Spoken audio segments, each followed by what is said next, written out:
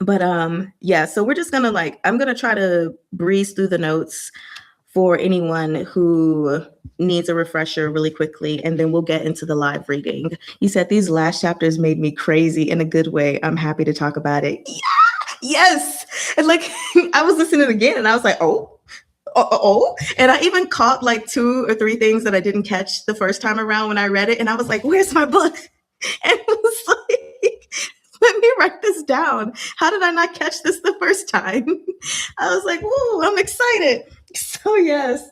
Oh man. I never thought I would be a rereader, which technically, I didn't reread all of this. I only listened to the previous chapters.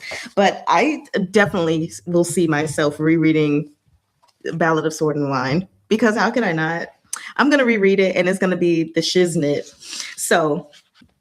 So we have chapter 22 is entitled Thunder. Honestly, every time I think of thunder now, I just think of thunder, bring her through the ringer, show her rhyme the judgment call, the one who makes the kingdom fall. Sorry. Anyway, it's so stupid. Let's go over my notes. Chapter 22, Thunder. So here we have them, of course, going onto the hunting grounds. They're hunting, and Prince Chu, he had his guards helping him with his game. Anything that he shot down, they went to go get it for him and bring it back. And I was just like, is that lazy, or is that standard? Because I'm like, didn't you kill it? Go get it. But anyway, that was just the side thought. But yeah, he did great. And even, Xiao Chhr-yeh did great too. They can clearly shoot bows and arrows very nicely. I really want to learn archery one day, just as a fun activity. But so the emperor rewards him with a bow from the founding emperor of Great Zhou, and even had his brother sit beside him while they ate. Now, the thing about this that I didn't catch the first time around is just when he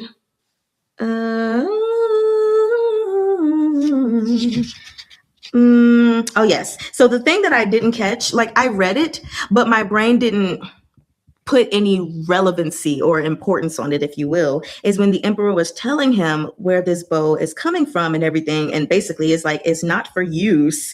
It's just a reminder for you to always be diligent. When you see this bow, remember the hardships faced by the great founding emperor and his monumental undertaking to establish our Great Zhou.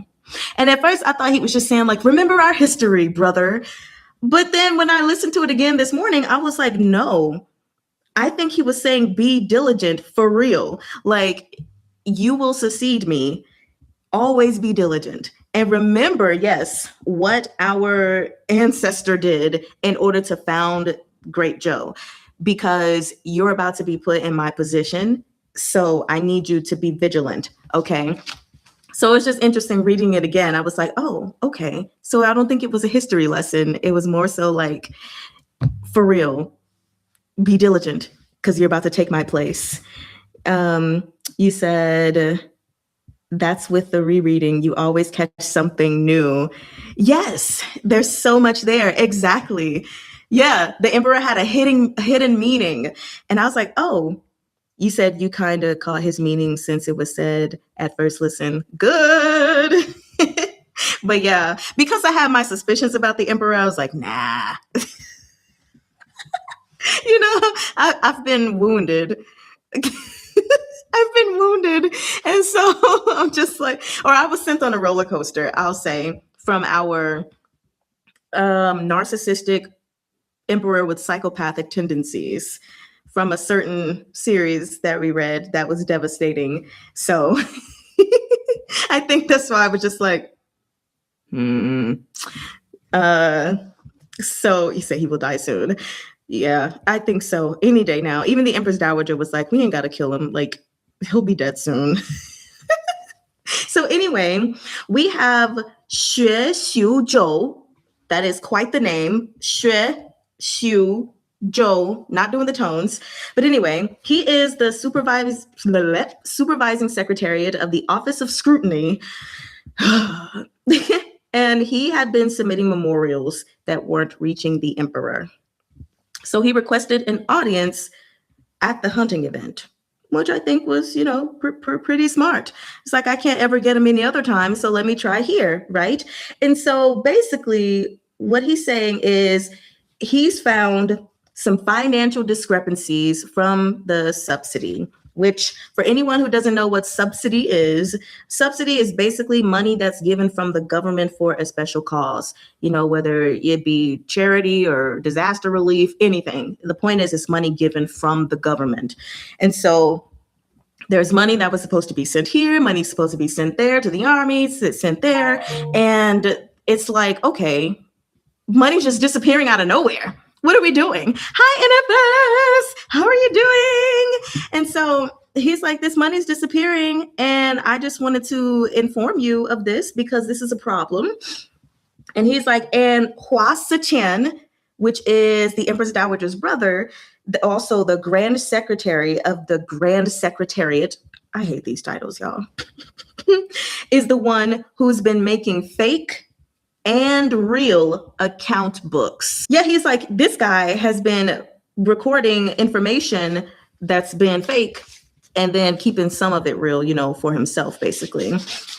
And so Hua Si-chen is looking at this guy and he's like, how dare you accuse me, basically. And then I'm going to tell you the thing that I hate the most, because he's like, we've been nothing but honest. I have nothing to hide from His Majesty. Then he goes and says to, and here it's Xue Yanqing is his, I'm guessing his regular name. I didn't look.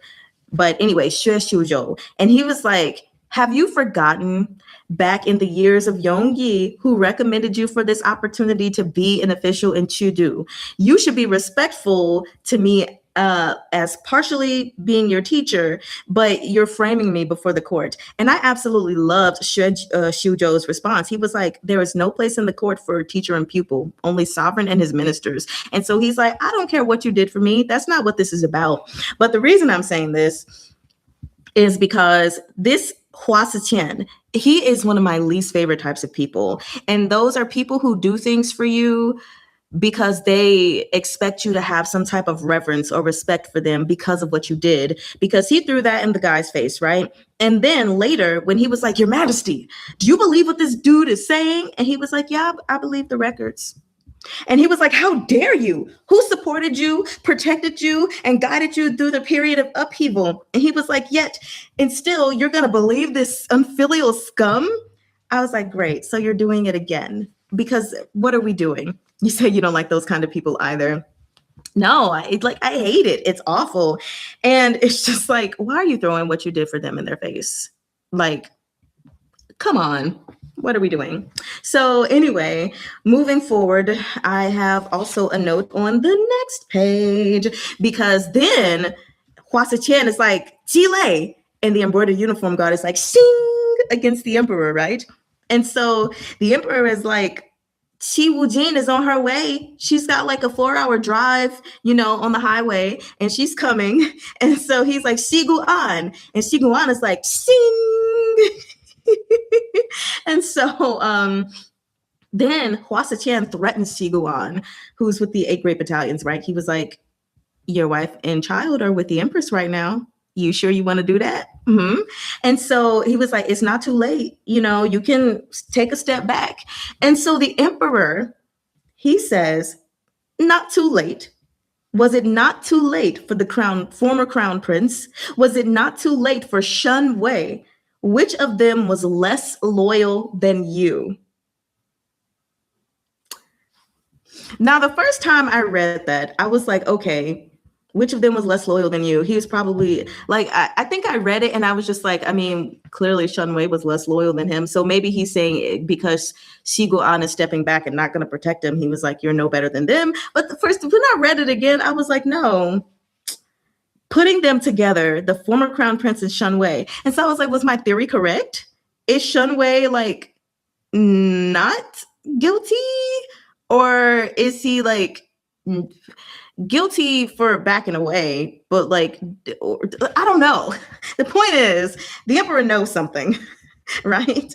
And he's like, as long as Prince Chu ascends the throne, the Shi clan's daughter will be empress. So anyway, you said, is there something going on under the surface, right? Exactly. I'm like, So I think, because I already felt that way, because I was like, there is no way that someone is choosing to die by fire. Just no way. No. So anyway, moving forward. So yeah, all chaos breaks out essentially. Oh yeah. Then Hua Xiqian decides, let's accuse the emperor, or maybe it was Xile, I don't remember, that decide to accuse the emperor of being ill. And they're like, oh, you know what? The emperor's sick. How could he possibly rule? How could we possibly let Prince Chu rule? And that's how they be doing it, right? They be like, there's something, the emperor is ill, so we need to destroy him or kill him, right? So anyway, all of that happens. The fighting breaks out, essentially. And Delay even confirms that concubine Wei is half a month pregnant. And I was like, how was that confirmed? Like, okay, in real life, can we confirm pregnancies within 2 weeks of being pregnant? Like, how? I genuinely don't know. But can we? Within 2 weeks? Anyway, I don't trust it. But maybe it is true. But I feel like maybe it's not true. So anyway, Shiguan decides to turn his blade on the emperor because he's a coward and he values his family over the emperor, which you shouldn't have signed up for this job if you weren't willing to risk it all, And so he's like, yeah, I'm just going to be on their side. So we have that. But then they say that Prince Chu is the one staging a revolt. And he's like, you all can see it right here. Meanwhile, Prince Chu, like, I imagine him eating a piece of chicken and then it just like drops from his mouth. And he's like, me? Oh, I'm just eating chicken. What are you saying? And so Xiao saves him before he could get slashed or whatever. And everybody's ready to fight. So boom, boom, boom. There we go. That's the end of chapter 22. Counting on the air within first trimester is insane. Exactly. Especially in a time period like that, because we already know that pregnancies are dangerous, right? Even to this day, they are dangerous to the woman, in her life, her life and livelihood. And so to think about things from ancient times, I'm sorry, but relying on an heir, like even a lot of women I know don't express or tell people that they're pregnant until they reach at least like month 3 or so to be more secure in the fact that like the baby is going to live. So anyway, oh gosh. So moving on to chapter 23 and 24. It seems I lumped my notes together on that. Oh, okay. No, did I lump all my notes together on 24? 23. Okay. All of my notes are lumped together. You said they can't even know for sure whether it's a girl or boy. Exactly. What if it's a girl? Then what heir are you relying on? So anyway, chapters 23, 24, and 25, apparently it was little enough for me to just make notes on one sticky thingy. So all the bloodshed is happening, right? And the priority of the embroidered uniform guard and the 8th grade battalions now is to kill Prince Chu. They're like, we don't even have to worry about going after the emperor because he's going to die soon. But Prince Chu must die because if he doesn't, we're going to be marked as traitors for what we've just done. Maybe because you aren't traitors, but whatever. So then we have Xiao is riding off with Prince Chu and Chen Yang. And then, he says, scatter. I'm telling you, this was so hot. This was so sexy.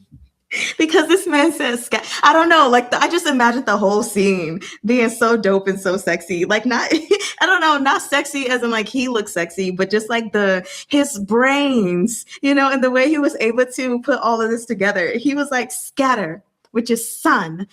And then the Imperial Guards like rip off they rip off of their regular uniforms. And they're wearing exactly what Prince Chu is wearing, right?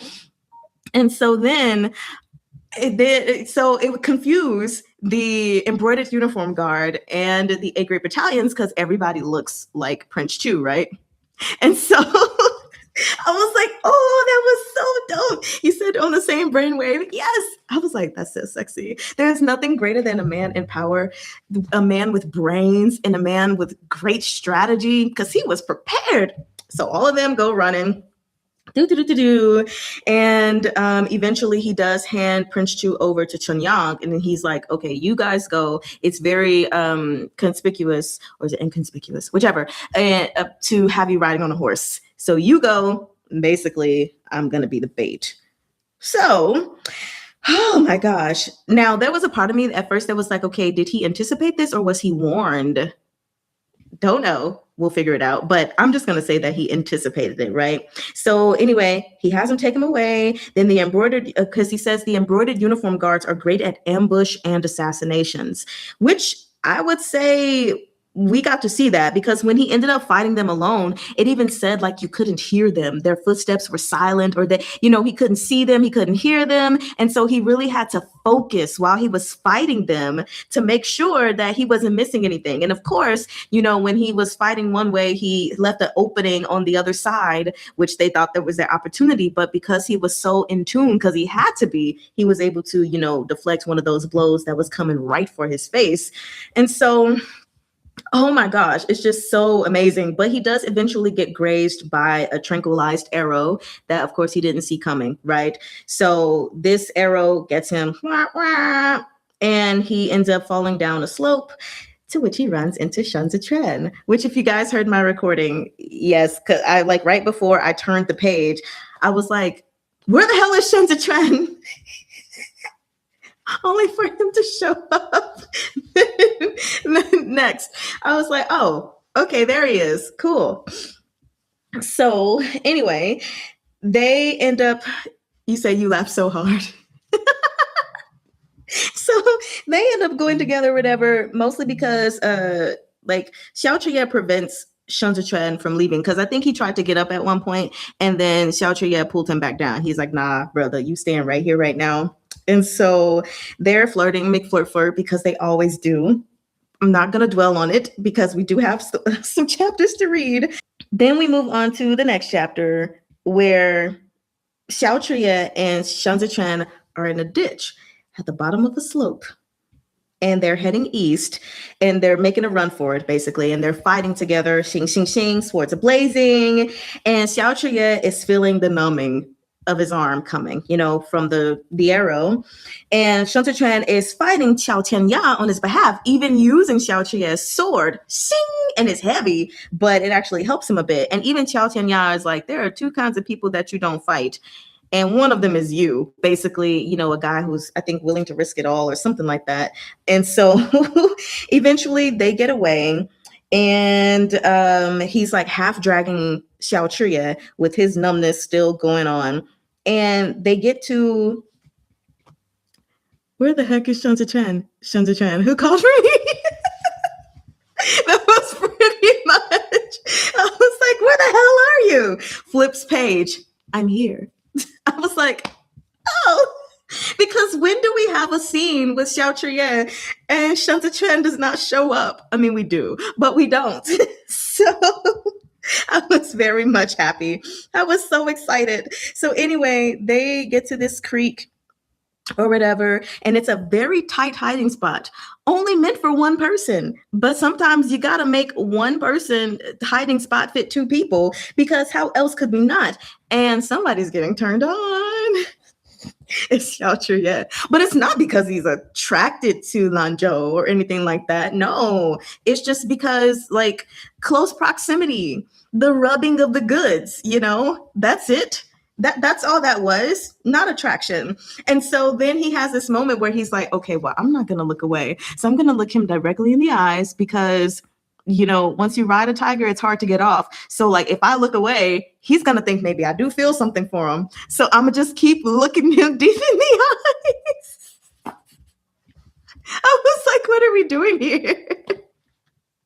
I was like, no, just look away. Don't. But I was like, just look away. You'll be fine. It's an awkward situation. So, oh my gosh. Of course, we have Xiao at one point. I'm sorry, before we get to that little photo where he says, you know, I'm counting on you to get us the rest of the way. And then Shun Zechuan is like, I mean, there's no point in saving you. And Xiao Qr-yeh is like, dude, I am the only person who knows where Prince Chu is. So your mission that you were given, it failed. Okay, so just like, if you treat me well, I will be your ticket out of here, my guy. And then Shun Zechuan was like, I'll hack you to pieces and then we'll die together. And so this is another note that I caught today and didn't think about it. And so he says, Xiao Qr-yeh, that is, says, you expended so much effort to free yourself from that temple just to die with me in the name of love. The reason I point this out is because when I heard it for the second time, I was like, so he fully understood what Shun Zechuan was saying when he said, Jinwan yueshi junmei, the moon is beautiful tonight. I was like, he had to understand. So he put it there. So anyway, eventually they're in the cave and Xiao Qr-yeh gets boner. Because how could we not get a boner for Shun Zechuan though? Like, because he is so cute. Anyway, this is the picture for anyone who does not have the official copy just yet. So he straddled him right on top, boom, boom, hiding. And he's like, oh my God. Just don't sit right there. Like, sit on my stomach, sit on my face. No, stomach, don't sit there. So anyway, no, he says sit on my stomach. You said it's so cool, that picture. Yes. And so he gets his boner, like I said. And no further comments. So then on the next page, yes, I said boner already. Apparently I have going to chapter 25, which is Daybreak. Another thing is that it said he was bewitched by the exquisite friction of their bodies and Shun Zechuan's distinctive scent. I was like, oh, by his distinctive scent, you say?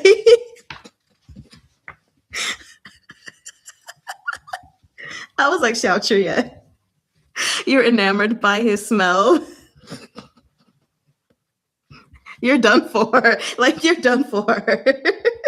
Because one thing that I've heard from, I watched a video on TikTok before of this man who was basically saying that if your woman doesn't love your natural smell, then she ain't the one for you. And I honestly, to a degree, think that's true. Not necessarily. Like, there's no scientific evidence. But like, I love the smell of my husband. I think he smells great. And then like just his natural self when he's clean. Actually, I kind of do like to smell a little bit when it's a little sweaty too. But anyway, and so it just made me think about that. I was like, you love his scent, so you're done for. You said I'm not attracted to him. He just smells nice, right? I'm not attracted to him. He's just sitting in an inconvenient spot. That's all. So, I just thought that was so funny. And so then I have a note on page 257, where basically Shiguan leads the Great Eight battalions to the capital because they're going to, go try to protect the Empress Dowager. But they run into the Imperial Guard. And they thought these Imperial Guard was lazy dazing around, but turns out absolutely not. And they sing, all of them. So that was taken care of, by a vice commander. I was like, we finally got a vice commander, because remember that part was missing in the hierarchy of the Imperial Army, but he definitely whipped them into shape and filled that spot. So I was like, so then we get back to where all the people are looking for Prince Chu, right? And Xiao Tianya and Jile are like, where the heck is he? And he was like, I'm starting to think that we fell into Xiao Qr-yeh's trap. And then finally, Xiao Tianya is like, wait, what if Prince Chu never ran at all?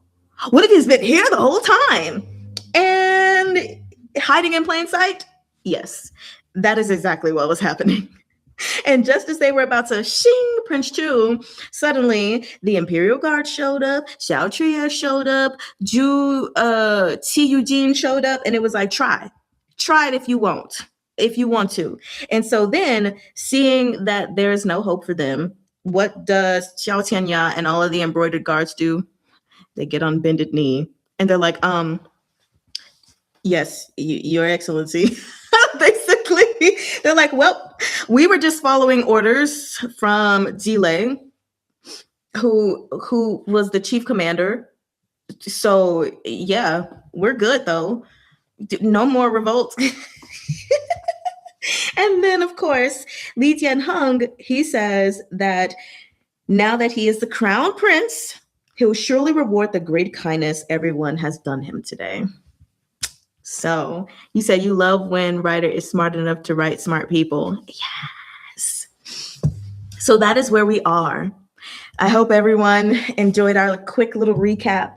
It was actually very quick. Now that I think about it, yeah, that was easy. So chapter 26, Bitterfrost.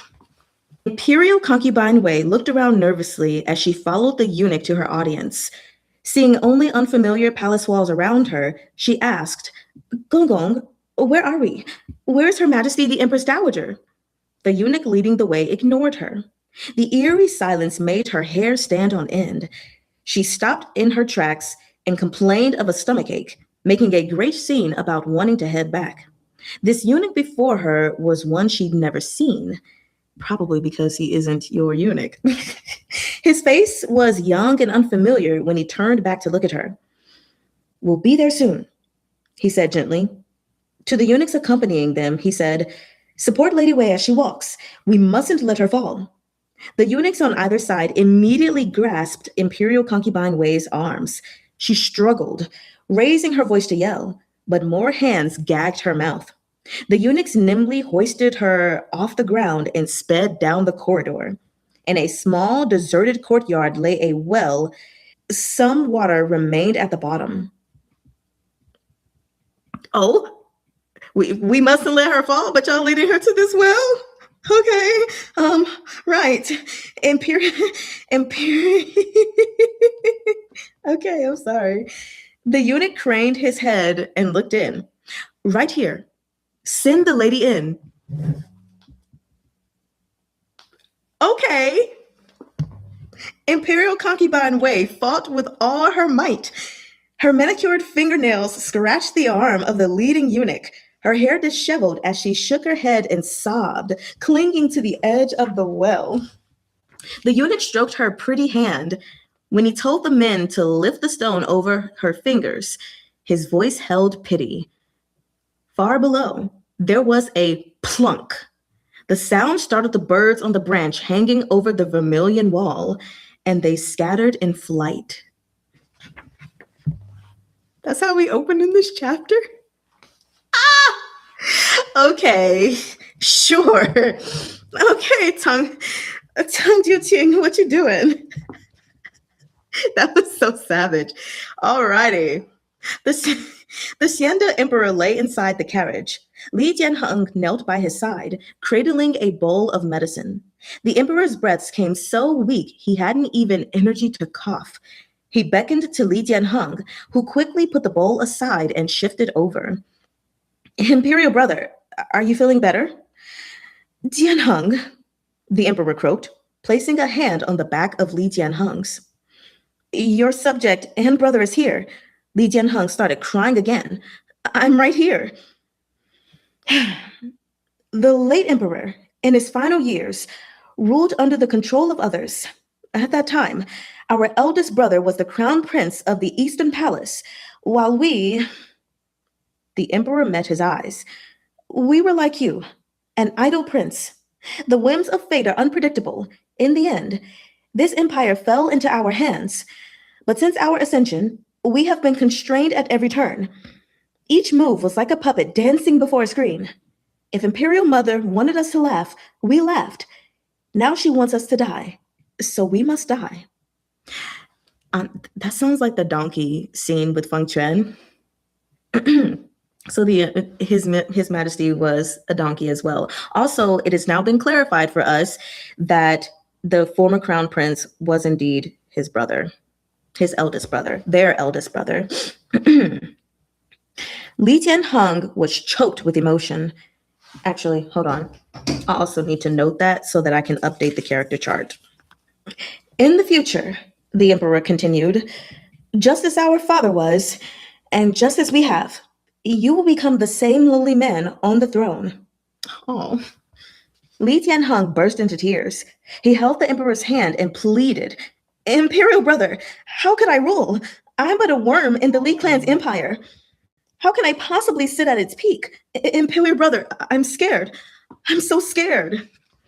Don't be. With a sudden surge of energy, the emperor gripped Li Jianheng's hand and opened his eyes wide. You are different from us. The Empress Dowager's kin have lost. Death is all that's left for Hua Siqian and Pahn Rugui. Kill them, and the Empress Dowager will have no one left to her aid. Power will fall back to you, and you will be the ruler of all lands under heaven. What we couldn't do, you can.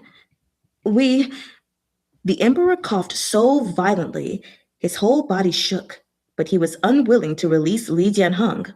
He continued with blood in his mouth. Eliminate the Empress Dowager's kin and keep close watch on the court officials.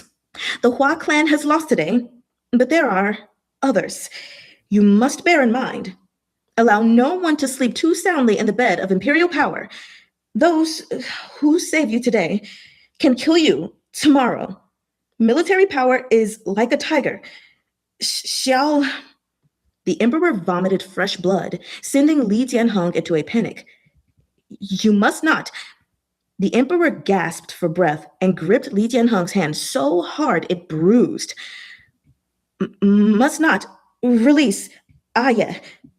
You must not release Qr-yeh back to Li Bei. It didn't matter if he was an idle young master or an extraordinary prodigy. The Xiao clan would only remain a loyal dog if he remained in Chengdu. Even if the Empress Dowager's kin had been defeated, it didn't mean the frontier garrisons would never consolidate their power and assemble an army to challenge the throne. Without the Hua clan, who could hold the Xiao clan in check? If Xiao had the capacity to endure in silence for 5 whole years in Chengdu, making a miracle out of the degenerates in the imperial army, imagine if they gave him another 5 years in Li Bei. He would surely become their most lethal threat. Imperial brother. Li Jianheng was dazed. How can we do that? Imperial brother. Strip the territories of their power and reduce their troops, the emperor said weakly. If necessary, kill him. When Li Jianheng saw the emperor close his eyes, he let out a wail. Until the very moment of his death, the Xiande emperor never released his hand. The resentment and gloom between his brows never dissipated so long as he lived. He had sat upon the throne for 9 years, yet never had he made a single decision without a nod from the Empress Dowager. It was the Empress Dowager who had final say over his meals, clothing, expenses, even over which women would spend the night in his bedchamber. The boldest move he made in this life was to establish covert communication with Qidong and draw Xiguan over to his side to pave, at the Nanling hunting grounds, what seemed like a smooth path to the throne for his brother Li Jianheng. As soon as the emperor's death was known, the long procession making its way to the capital stopped, and cries of grief and sorrow rent the air. The crowd of ministers went to their knees. At their fore was Hai Liang Yi, racked with sobs. His devastated cries of, Your Majesty, were the final honors accorded to the Emperor Xiande. To the Xiande emperor. The funeral bell in Chengdu tolled without end, and the nation mourned. Empress Dowager Hua was on her settee, feeding the Xiande emperor's parrot with a wooden spoon. At the sound of the bell, the parrot screamed, Jianyuan, Jianyuan, Jianyuan is back! The eastern pearls dangling from the Empress Dowager's ears swayed as she nodded. Jianyuan is back. The parrot screamed, Imperial Mother! Imperial Mother! Empress Dowager Hua remained motionless save for the rhythmic tapping of her spoon. She sat within the slanting shadow. The streaks of white in her hair could no longer be covered, and the first lines at the corners of her eyes resembled the cracks on a prized porcelain antique. The parrot screeched a few more times before falling headlong from its perch. Permanently silent. I kid you not, I was literally thinking, why is she feeding him? She's poisoning this bird. To see, she's poisoning the bird. Why? Why? Was that really necessary? Well, I feel bad for somebody. Who was it in the comment section that in one of these videos that was like super excited for the bird to return because they really wanted to hear my parrot voice again? Well, I guess this is the last bit that they're going to get of that. So that's very unfortunate. Anyway, let us continue reading. You say even animals are obstacles for this empress, right? I can't feel any sympathy for her at all. You hear me? Because that was wholly unnecessary. Exactly, Sigrid. She's so ruthless. Like, that was not necessary. Also, great lead that she is a habitual poisoner. Yeah. Like, clearly, you just, when you realize that you can't beat people, your only thought is to truly poison them, because even with all of your plans and schemes, you feel like you might not be successful, so you got to put in the poison. That's how I view that. You're incompetent in trying to accomplish your goals. So it's like, well, my backup plan will be to just kill people by poison. Yay. Anyway. The Empress Dowager set the spoon aside and sat quietly until the bell rang no more. Where is Imperial Concubine Wei? What's taking her so long? Well, Shun is like, oh yeah, she's trustworthy boss for show.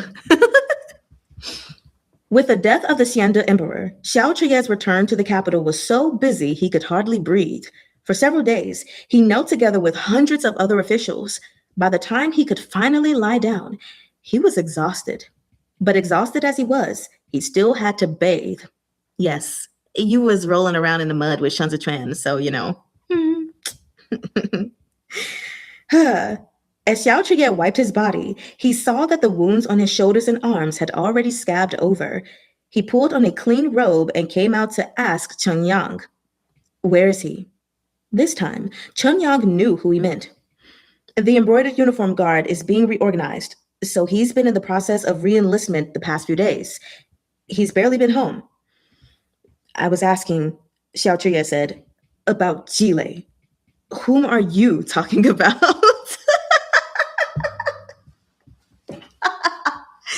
I thought he was asking about Shun too.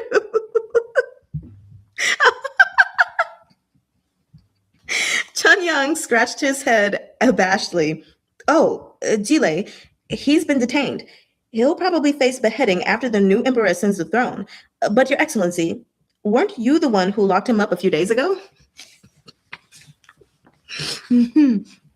Xiao-Chiyeh shrugged on another layer and said in all seriousness, I forgot.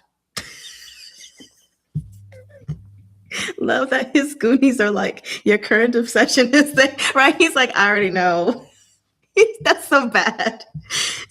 Shun, good Ching-ching, and Xiao were eating noodles at a street stall. They were halfway through their meal when Xiao suddenly looked up and stared fixedly ahead. Shun turned to see Xiao-Chiyeh tossing some silver. This isn't even funny. He was like, you don't have to tell me where Shun is, because I'm going to go find him myself. Okay. I'm sorry. I'm going to read that again.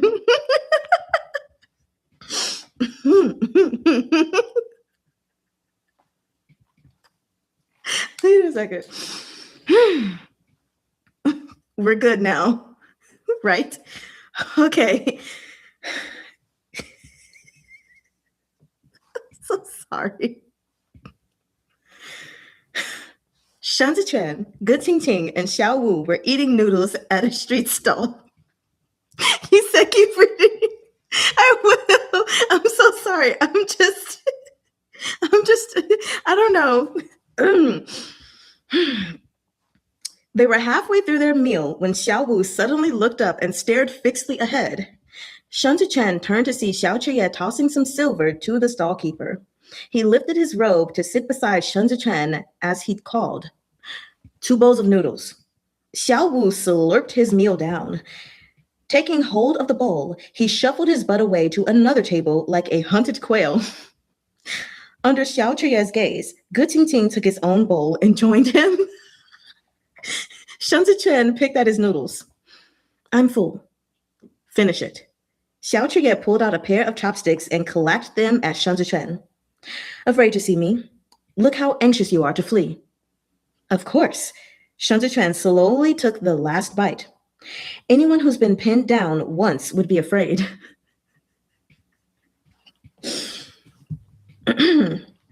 You ran off pretty fast the other day, too, when we were protecting the new emperor. Xiao Qr-yeh's noodles came, and he poured vinegar into the bowl. It was a great opportunity for a promotion.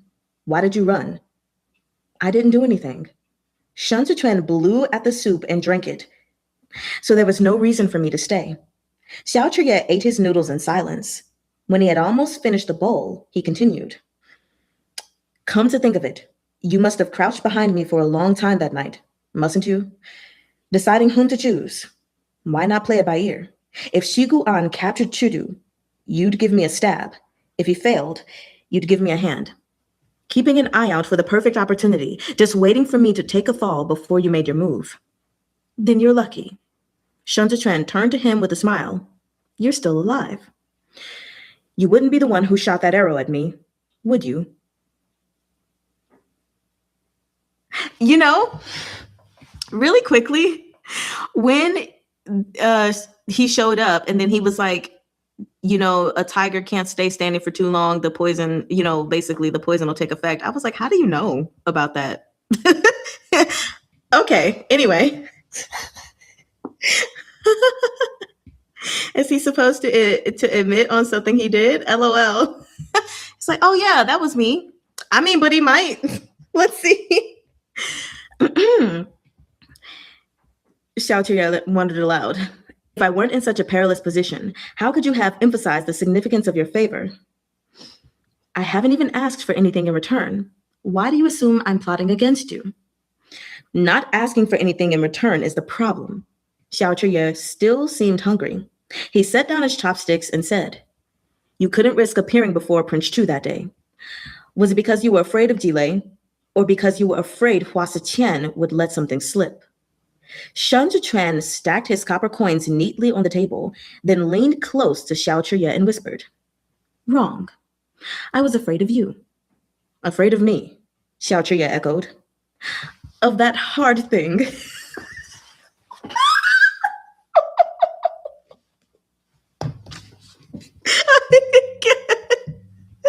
Oh my God.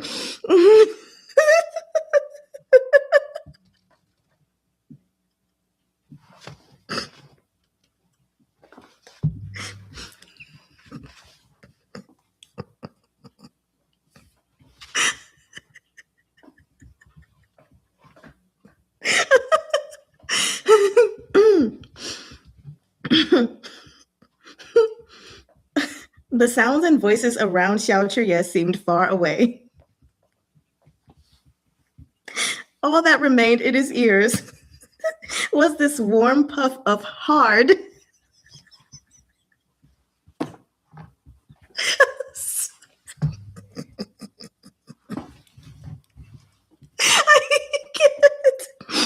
I'm so sorry, you guys. Okay. I feel like I'm gonna have to reread this.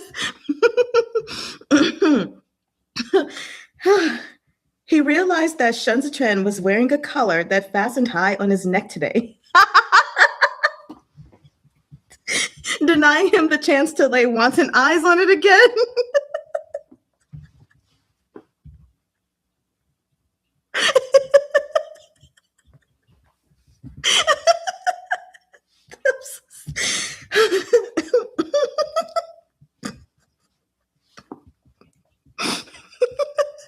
Oh my gosh, that's so funny.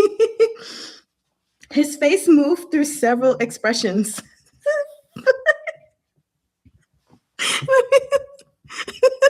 so sorry. Sigrid says, this is hilarious. Yes.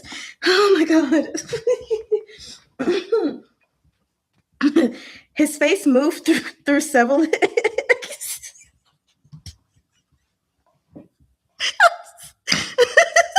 just okay.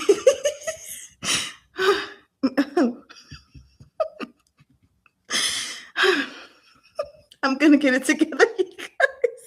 1 second.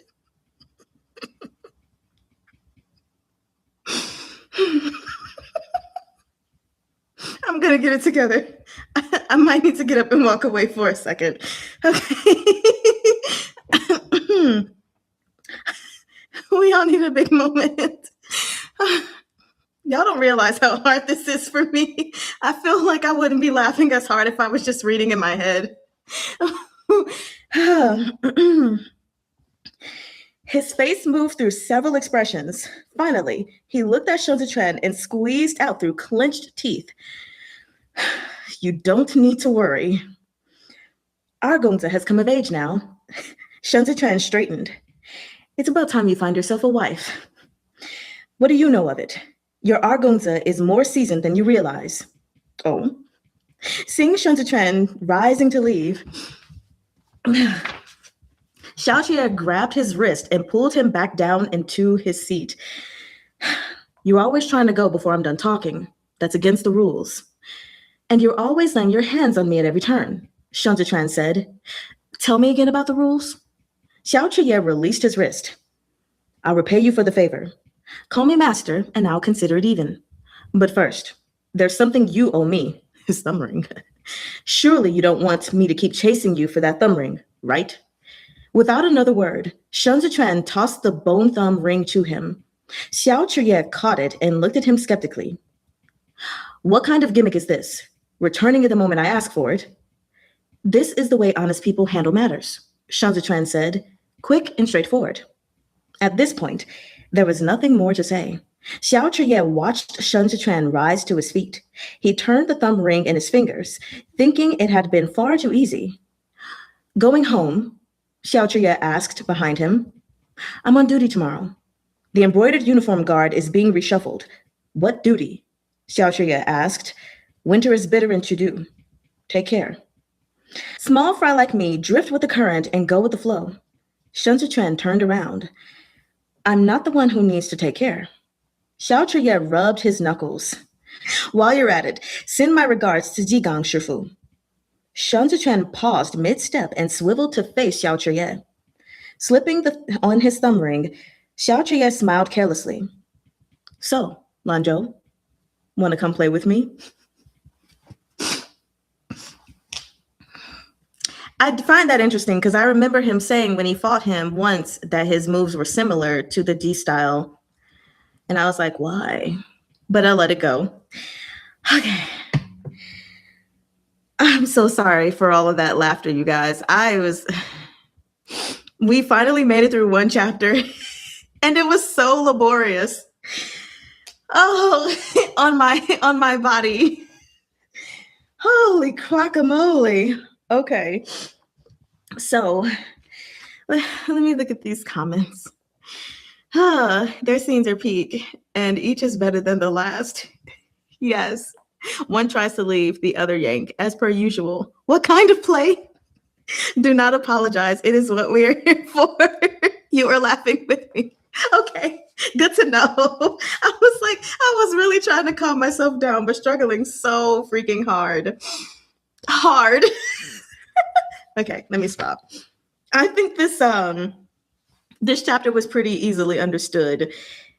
Some eunuch, that concubine Wei, who's supposed to be pregnant with the Xianda emperor's child, has been thrown down a well. Okay, her and that baby are no more. I think that's pretty self-evident.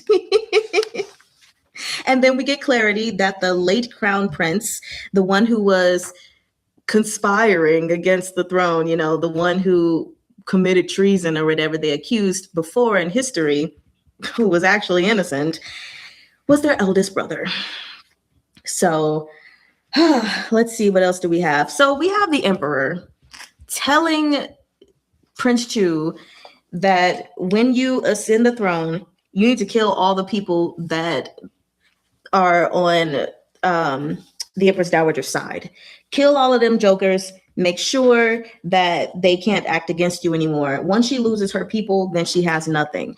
And then, of course, he's like, and keep in mind, though, there are other people outside of the Hua clan. So the people who are on your team today can kill you tomorrow. And by the way, that includes the Xiao clan. And I was just like, here we go.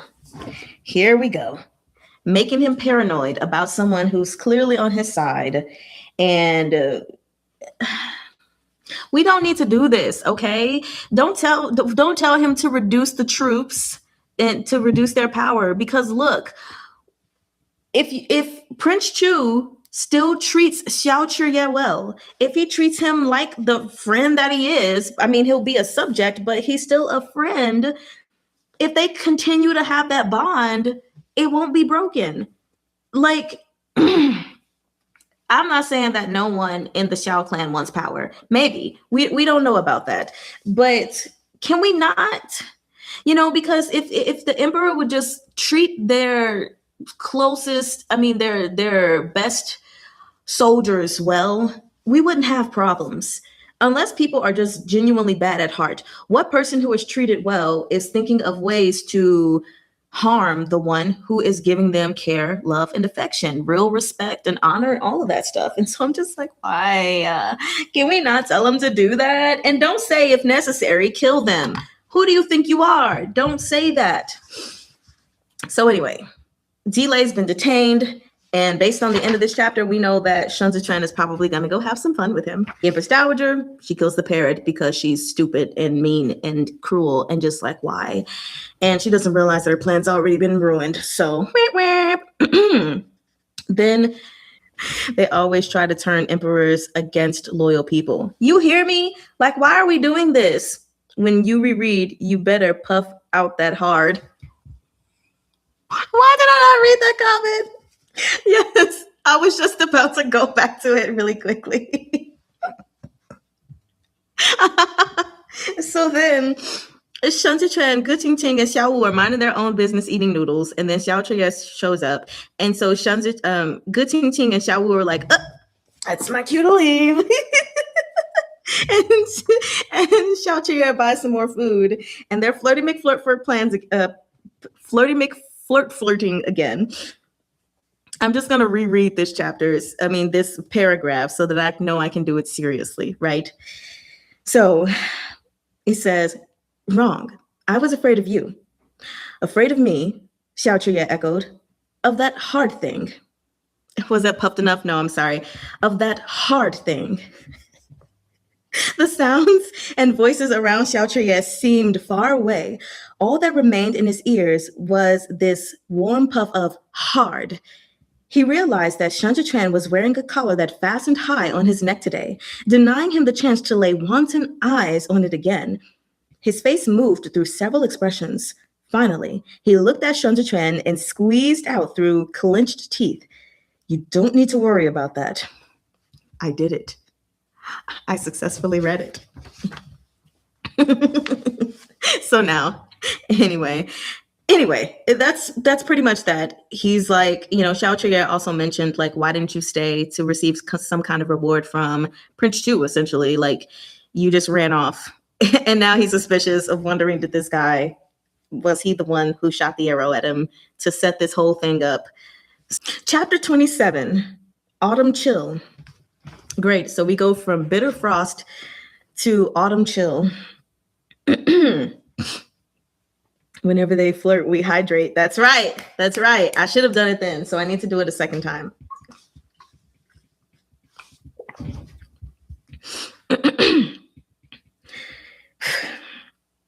Shun Zechuan immediately smiled.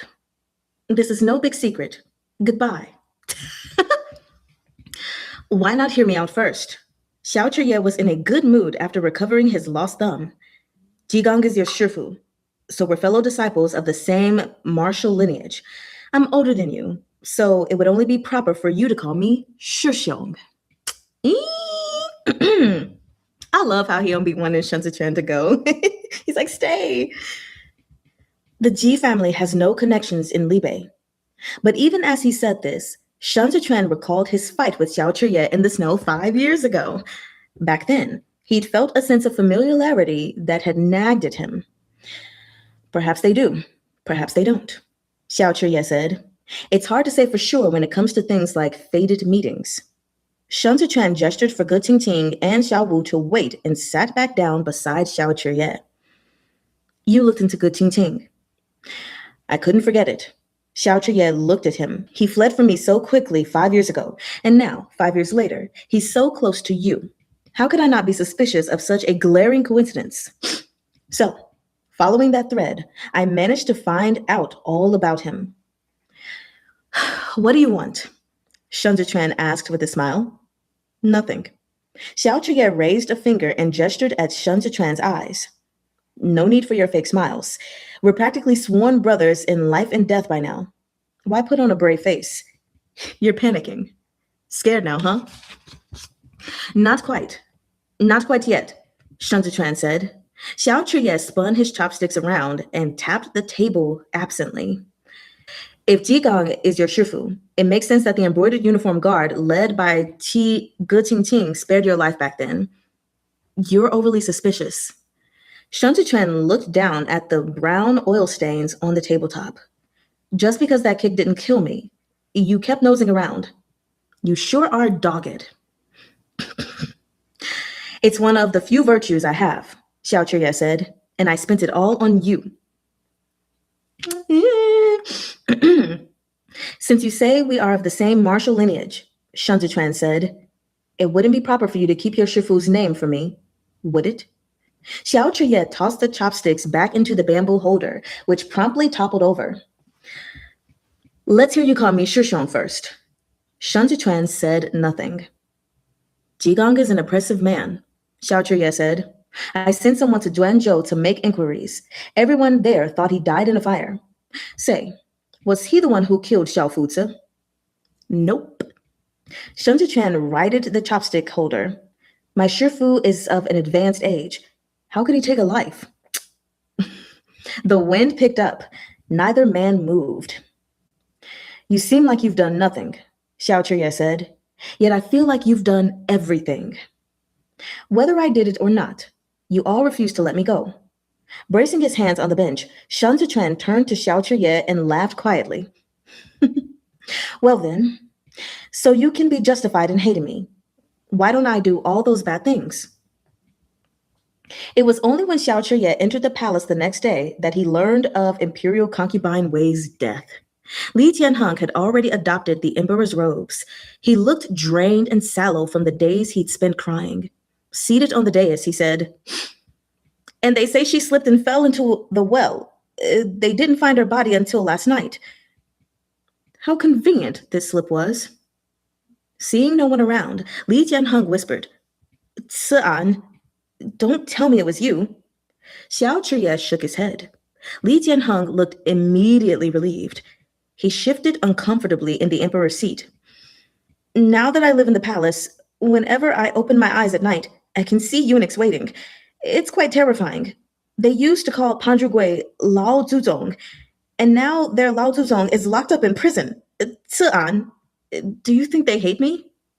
He loosened a stream of grumbles, all revolving around the topic of how fearful he was. In the end, he convinced Xiao to send the imperial army into the palace to take over the important tasks of guard and patrol duty, at least for now. Xiao naturally would not refuse.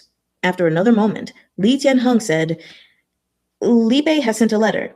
The Prince of Libe and your brother are on their way. You'll see them in just a few more days, Tse-an. Jianheng was nakedly playing up to Xiao with this. Now that he stood on the cusp of becoming master of all the lands, he was more timid than he'd ever been. His insufferable arrogance seemed to have been stripped away entirely during the autumn hunt. Finally, he understood who held the real power. Not that Xiao intended to seek rewards or accolades. Jianheng knew more than anyone the thing he most wished for. Yet to date, Jianheng had said nothing about letting him go home to Libe. Xiao face remained impassive. hiding his sinking heart. Oh. 5 days later, the Prince of Libe arrived in Chu-du. Autumn rain had fallen uninterrupted all day. Still, Xiao rode his horse out of the city early in the morning and stood in the pavilion where he had seen them off years ago. After 4 hours' wait, he finally saw several falcons materialize on the distant horizon. On his shoulder, Meng grew excited and charged into the rain, drawing great arcs in the sky as he caught up with his brothers and sisters. The armored cavalry burst from a curtain of rain like a stroke of dark ink drawn through water, sweeping toward Xiao. Unable to wait, he leapt out of the pavilion and dashed into the rain to greet them. Father! Atop his horse, Xiao Jiming laughed loudly and said to his father, he looks so big and strong now, but the instant he sees you, he shows true colors. Xiao Fangshu took off his bamboo hat and leaned over to drop it onto Xiao Chuye's head. You've grown taller, he said after studying his son a moment. Xiao Chuye grinned wide. That's right. Even Daga is half a head shorter than me now. What a smug little brat, said Xiao Jiming. Ever since he outgrew me, he's been mentioning it every year when we meet. Xiao Fangshu handed his reins to Zhao Hui and dismounted. Then he reached out and pulled his youngest son into a hug, clapping him heartily on the back. Silly boy. Xiao Chuye laughed. I've been waiting a while. Does something keep you on the way? I'm going to show you guys this really quickly. This is the picture. Look at them. Look at his dad. Hold on. Look at his dad. He's so handsome. He's got like a rugged handsomeness going on. I love rugged handsomeness. Anyway, this is the picture. And I'm assuming that's Jiming right there. But they look so good. Comes from a good-looking family. You said, Squee! Daddy is here. I know, I'm super excited. Like we heard about Dad, just briefly mentioned, but now he's here. I'm excited. I'm excited for Xiao Chuye just to see his family, you know? He said, I'm normal. No, you're not. Normal's overrated. The little master caught a chill before we left home, Zhao Hui explained. So the prince made a detour through Dengzhou to invite the venerable master Yi Deng for a look. Ashun is sick? Since when? Why didn't Daga mention it in his letter? It's only a minor illness, Xiao Jiming replied. Yicher is looking after him at home. You don't need to worry. Xiao Chr-yeh couldn't help his disappointment. When he'd left Libe 5 years ago, his sister-in-law was pregnant. Now, little Ashun was already 4, but Xiao Chr-yeh hadn't seen him yet. Aww. All he learned about his little nephew came in scraps gleaned from his father and elder brother's letters. He wanted to go home.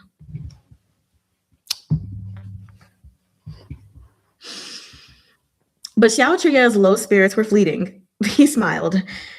I've got a birthday present ready. When Daga returns home, please give it to him for me. Xiao Fangshu dusted off the brim of his bamboo hat. Before we set off, Shunar specially painted a picture for you. I'll have Zhao Hui bring it over later.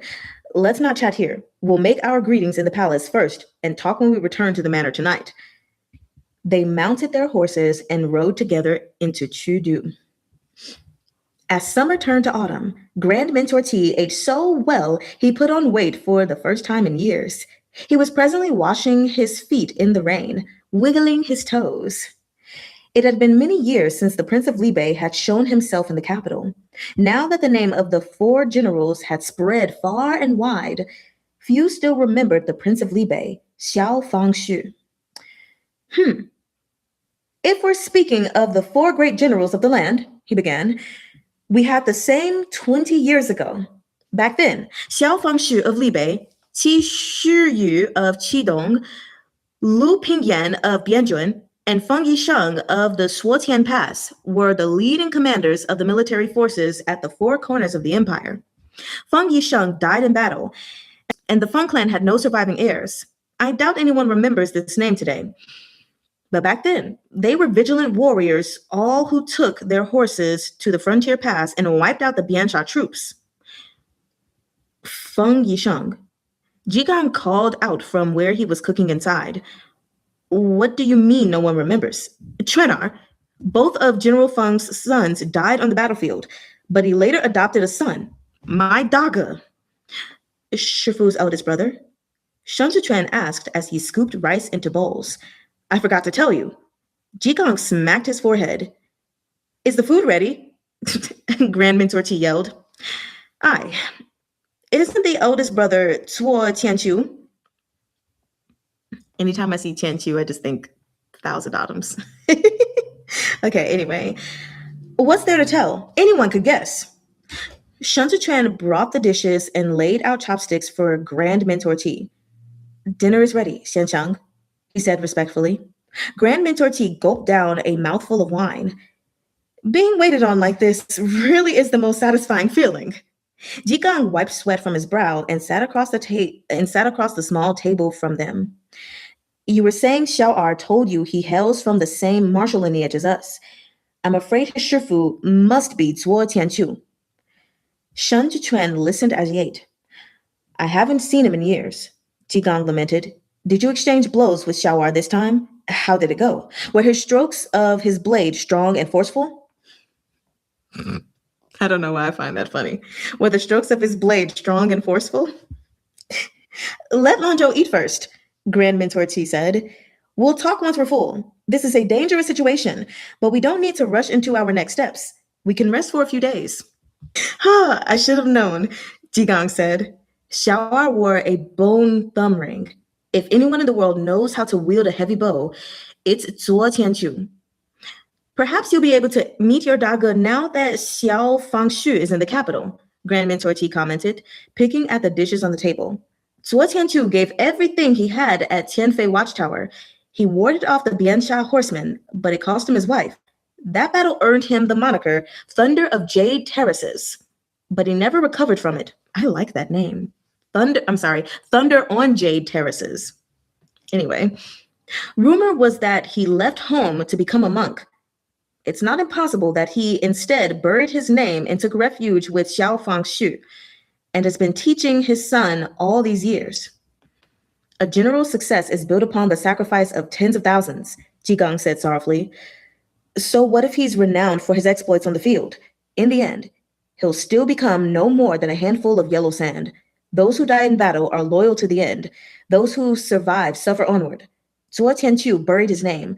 Xiao Fangshu has stepped down because of illness, and Lu Pingyan has grown old. 20 years from now, where will the current 4 generals be? They're all but waves crashing on the shore, each generation overtaking the last. Grand Mentor T had become slightly tipsy as he watched Shun Zichuan eat. After a moment, he said, What a waste. To come into this world and suffer a lifetime for naught. We will all of us die. So why not reach for the heavens and realize our ambitions before the time comes? Here, Lanzhou, have another bowl. I mean, I agree. We're all going to die, so reach for the sky. By the time they had eaten and drunk their fill, night had descended. Grand Mentor T lay on a mat under the eaves while Shun Zichuan sat and wiped his teacher's feet. Jigang draped outer robes over each of them, then squatted in the corner to smoke his pipe. Resting his head on a papaya, Grand Mentor T said, Lanzhou, tell me again what happened at the hunting grounds. Shun Zichuan repeated his detailed account. My ambitions, coffee, book, couch. I love that. Great ambitions. Let's see. My ambitions, book, couch, food. Yes. Where were we? Okay. Grand Mentor T listened with his eyes closed. He was still silent when Shun Zichuan finished. The vines in the courtyard basked in the downpour, each drop pattering on the leaves. After the rain had drummed uninterrupted for some time, Grand Mentor T finally spoke. On the surface, Xiao seems to have come out of this battle covered in glory, but he is caught in the same snare that trapped his father and elder brother. The new emperor has called him friend for 5 years, yet Chr-yeh concealed his true character so deeply for so long. How could anyone not be wary of him now? Today, the new emperor warmly remembers the kindness Chr-yeh did him in saving his life. But how much can this friendship endure until it's worn away to nothing? I had imagined the second young master would be able to hide a little longer, given his demonstrable endurance. Interesting. There were countless ways he could have let Qi Zhuying take the lead here, yet he had to do it himself. Jigong knocked off some ash under the dim light. The wolf pup wants to go home. All he dreams of are the grasslands of Libe. How old is he? This kind of spirit is the essence of youth. A little impatience upsets great plans, Grand Mentor Qi said. Had he endured it this time, wouldn't he even now be returning home as a scoundrel young master? At that very moment, Xiao was standing outside the palace gates, gazing at the rooftops cast in shadow. The overhanging eaves of these vermilion walls seemed a trial given to him by the heavens. Beneath his frivolous mask, a ferocious beast writhed and howled in silence. In the temple of guilt, Shen suddenly, strangely, understood the meaning behind Xiao Qr-yeh's actions. He wanted to go home. He wanted to go home, proudly and honestly, as himself. And that is chapter 27. I don't think we really need to discuss anything in this chapter. I mean, the Xiao family is coming to see him. He wants to see his nephew. He wants to go home. Prince Chu has not mentioned anything about him going home. I'm sorry, not Prince Chu. He is now the emperor. He's not mentioned anything about him going home. Oh my gosh. It turns out, more than likely, this one of the previous Great Four generals named Zuo Qianqiu was probably his mentor that taught him Ji style. Okay.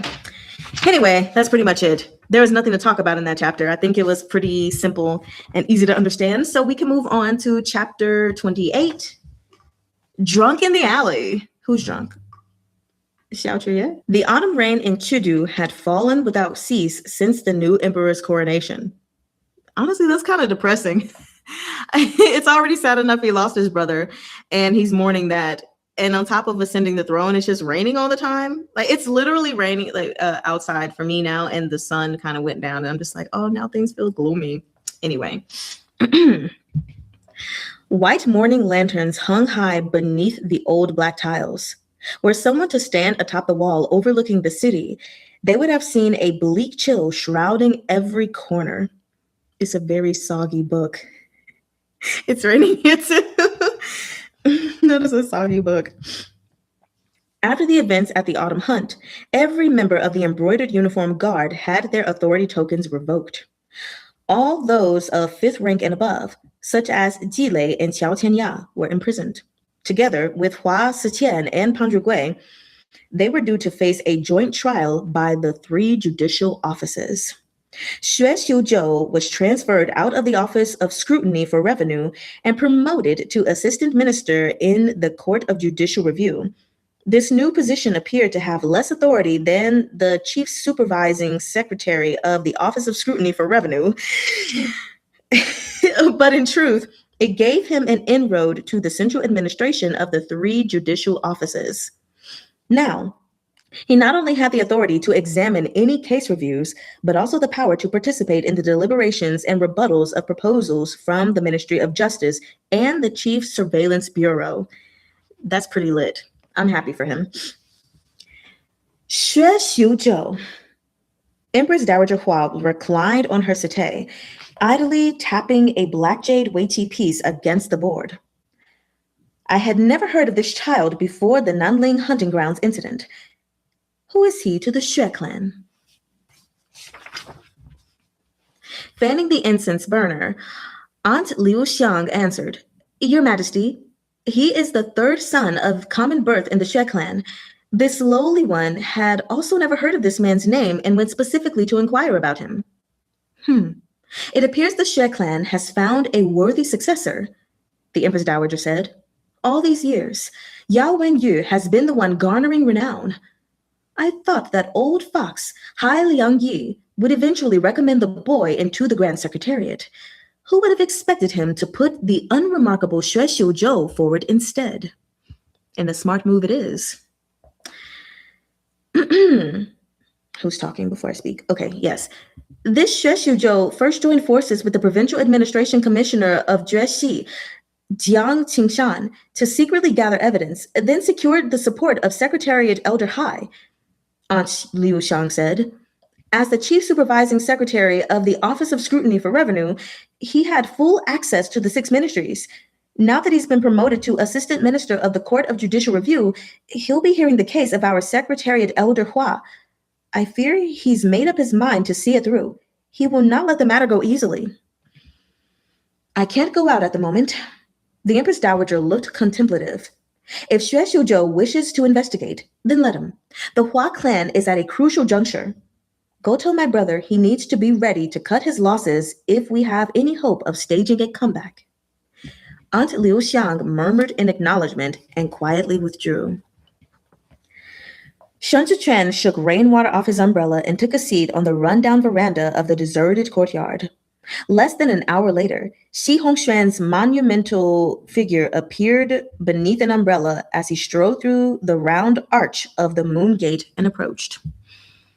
Spies abound these days. I barely managed to slip away. Shi Hongxuan gathered up his wet clothes and frowned. Did you call me here for something urgent? Shiguan is in prison, Shun Zichuan said. Your long-cherished wish is about to be realized, yet you've made no move to secure your victory. Are you waiting for him to take desperate action and foil your plans? His death warrant is all but signed, Shi Hongxuan said. Any further move now would be as redundant as drawing legs on a snake. Nothing in this world is certain. There was no trace of a smile on Shun Zichuan's fair face. The more critical the situation, the less you can afford to be negligent. As long as he lives, there's a chance he'll survive this.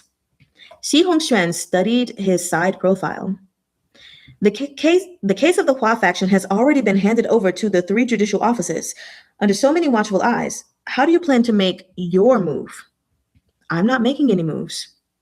Shun Zichuan glanced over. Shiguan has been the Hua clan's lackey for years. His crimes while in office are too numerous to count. But only if the right ones are handed over to the Court of Judicial Review will his death be etched in stone.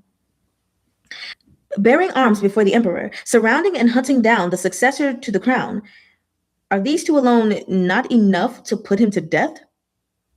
As the military commissioner of the 8th grade battalions, it's his prerogative to bear arms before the throne.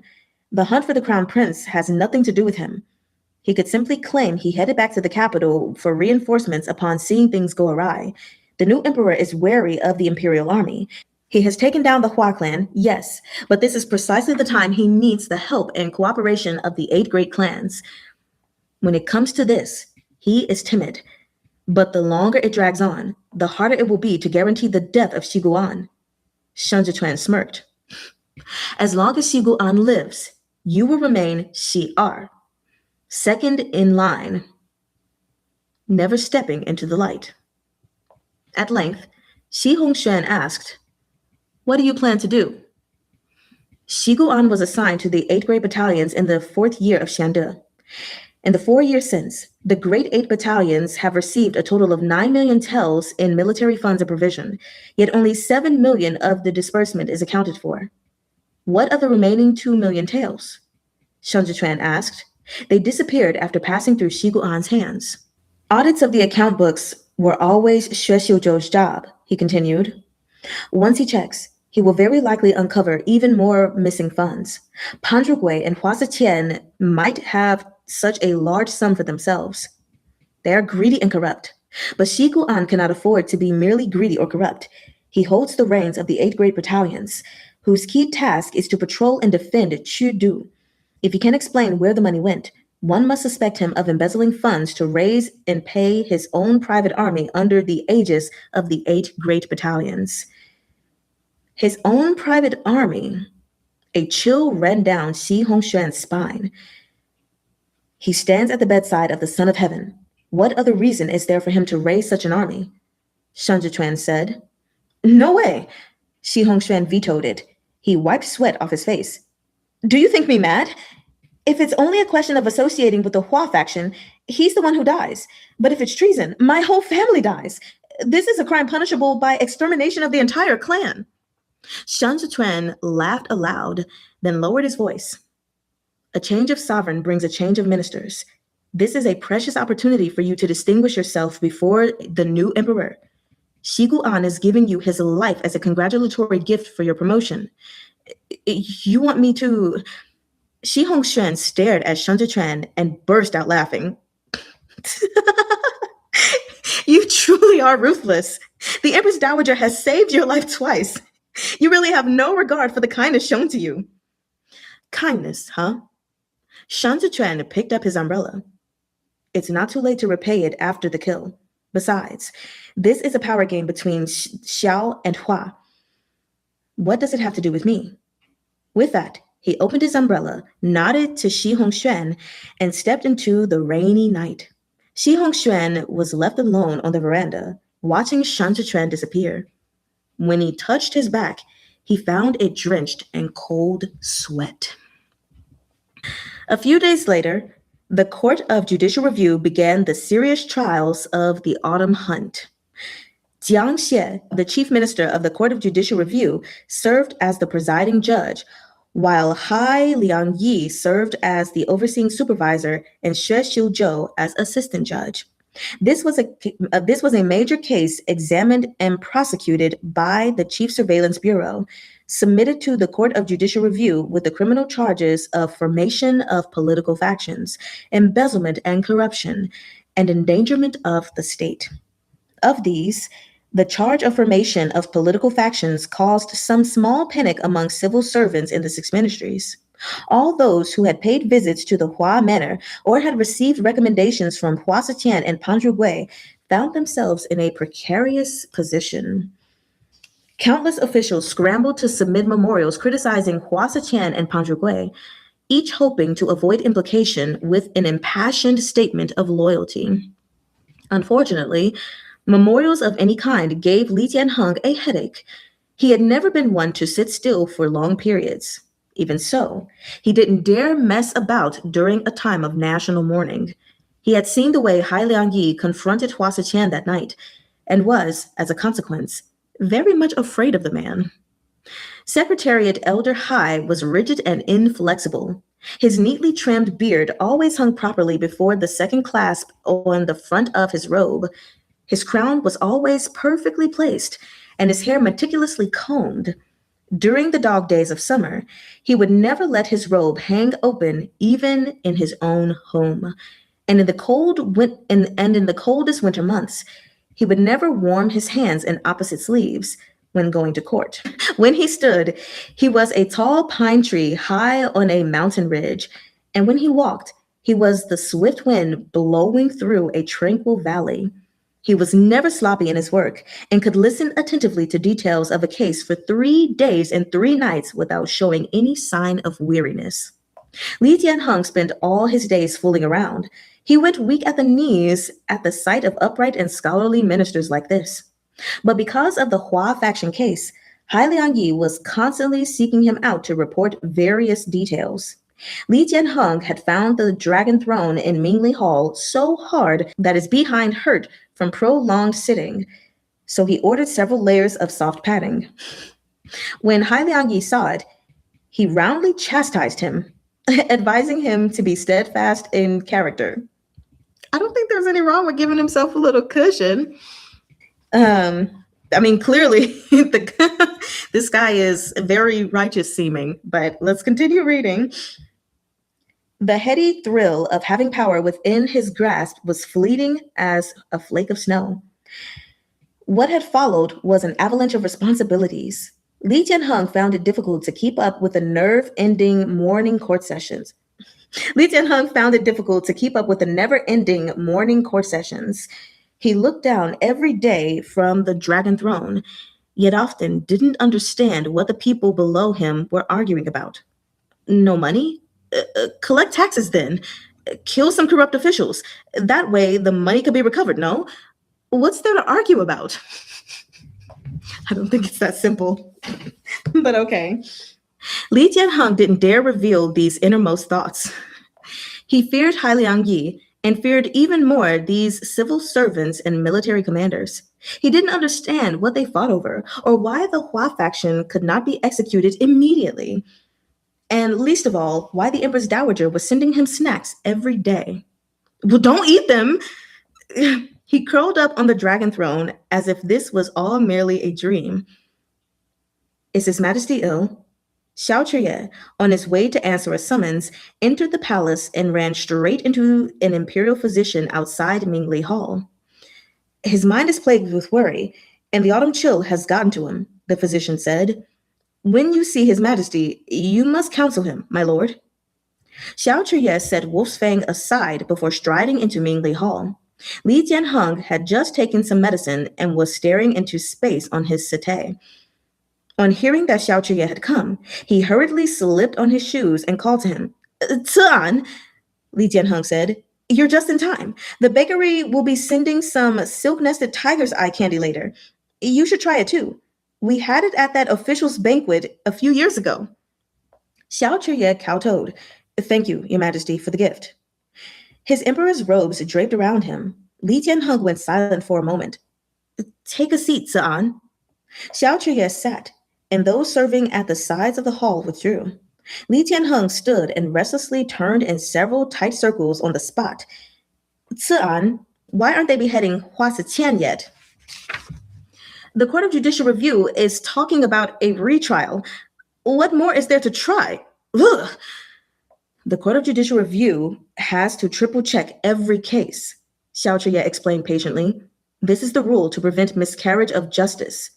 The evidence against Hua Ziqian is conclusive. No doubt he will be executed before the new year. A long night is fraught with dreams. Drag something on long enough, and complications arise, Jianheng said nervously. The Empress Dowager doesn't look like she's panicking to me. Did you know? She sends people to deliver snacks to me every day. What does she want? Does she plan to poison me to death? The Hua clan is the target of public condemnation, so the Empress Dowager is putting on a show of maternal affection. Seeing Jianheng's flustered expression and the dark circles under his eyes, Chr-yeh asked, Is Your Majesty not sleeping well? How can I sleep? Said Jianheng. As long as they live, how would I be able to sleep? Zhi-ANNE, how about this? Why don't you go tell Hai Liang-yi on my behalf to skip the retrial and carry out the execution on the spot? But how could he do such a thing? Chr-yeh was the supreme commander of the imperial army. He had no involvement with the 3 judicial offices, so how could he interfere in the judicial process? Moreover, after what happened at the autumn hunt, the person who posed the next greatest danger was Chr-yeh himself. The civil officials, with Hai Liang-yi at the helm, were unwilling to yet let Chr-yeh go. Even Xiao Fangshi had gotten wind of this attitude in the past days. No one was willing to gamble when it came to this matter. Only with Chr-yeh safe in Chudu could Li Bei be counted on. The plight of the 6 prefectures of Zhongbo remained a sore spot. Xiao Jingming could save Chudu once or twice, but could he save Chudu countless times without reservation? Even if he swore he would, who would believe it? Chr-yeh ought definitely to avoid any disputes with ministers at this point. Even as Jianheng said it, he knew it wouldn't work. He became more dispirited by the minute. When the silk-nested tiger's eye candy finally arrived, he took a few cursory bites but tasted nothing. After Chr-yeh left, Jianheng lay sprawled across the settee, thinking what a rotten deal it was to be an emperor. Yeah, pretty much. Shuang Lu, a eunuch who had served him since he ascended the throne, knelt at his feet and whispered, Your Majesty, how about this lowly one accompanies you for a stroll outside? Not going, Jianheng replied.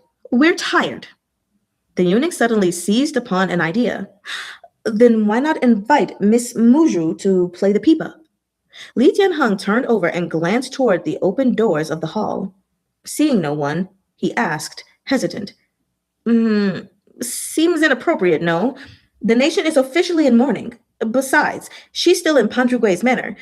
Wouldn't we be reproached for bringing her into the palace right away? Shuang Lu giggled.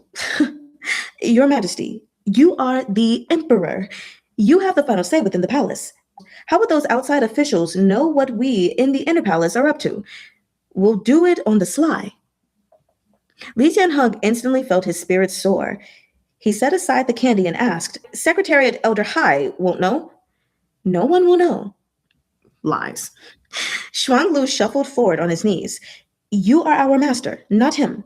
When we lowly servants run errands, if your majesty doesn't want someone to know about them, they will certainly never know. I'm not liking this at all. I'm just going to put that out there. I don't think that this Miss Rue needs to be brought into him. Anyone who was in Pahn Ruggui's hands, I wouldn't want them. I just wouldn't want her anymore. Just being completely honest. Great. Li Jianheng clapped his hands. Great.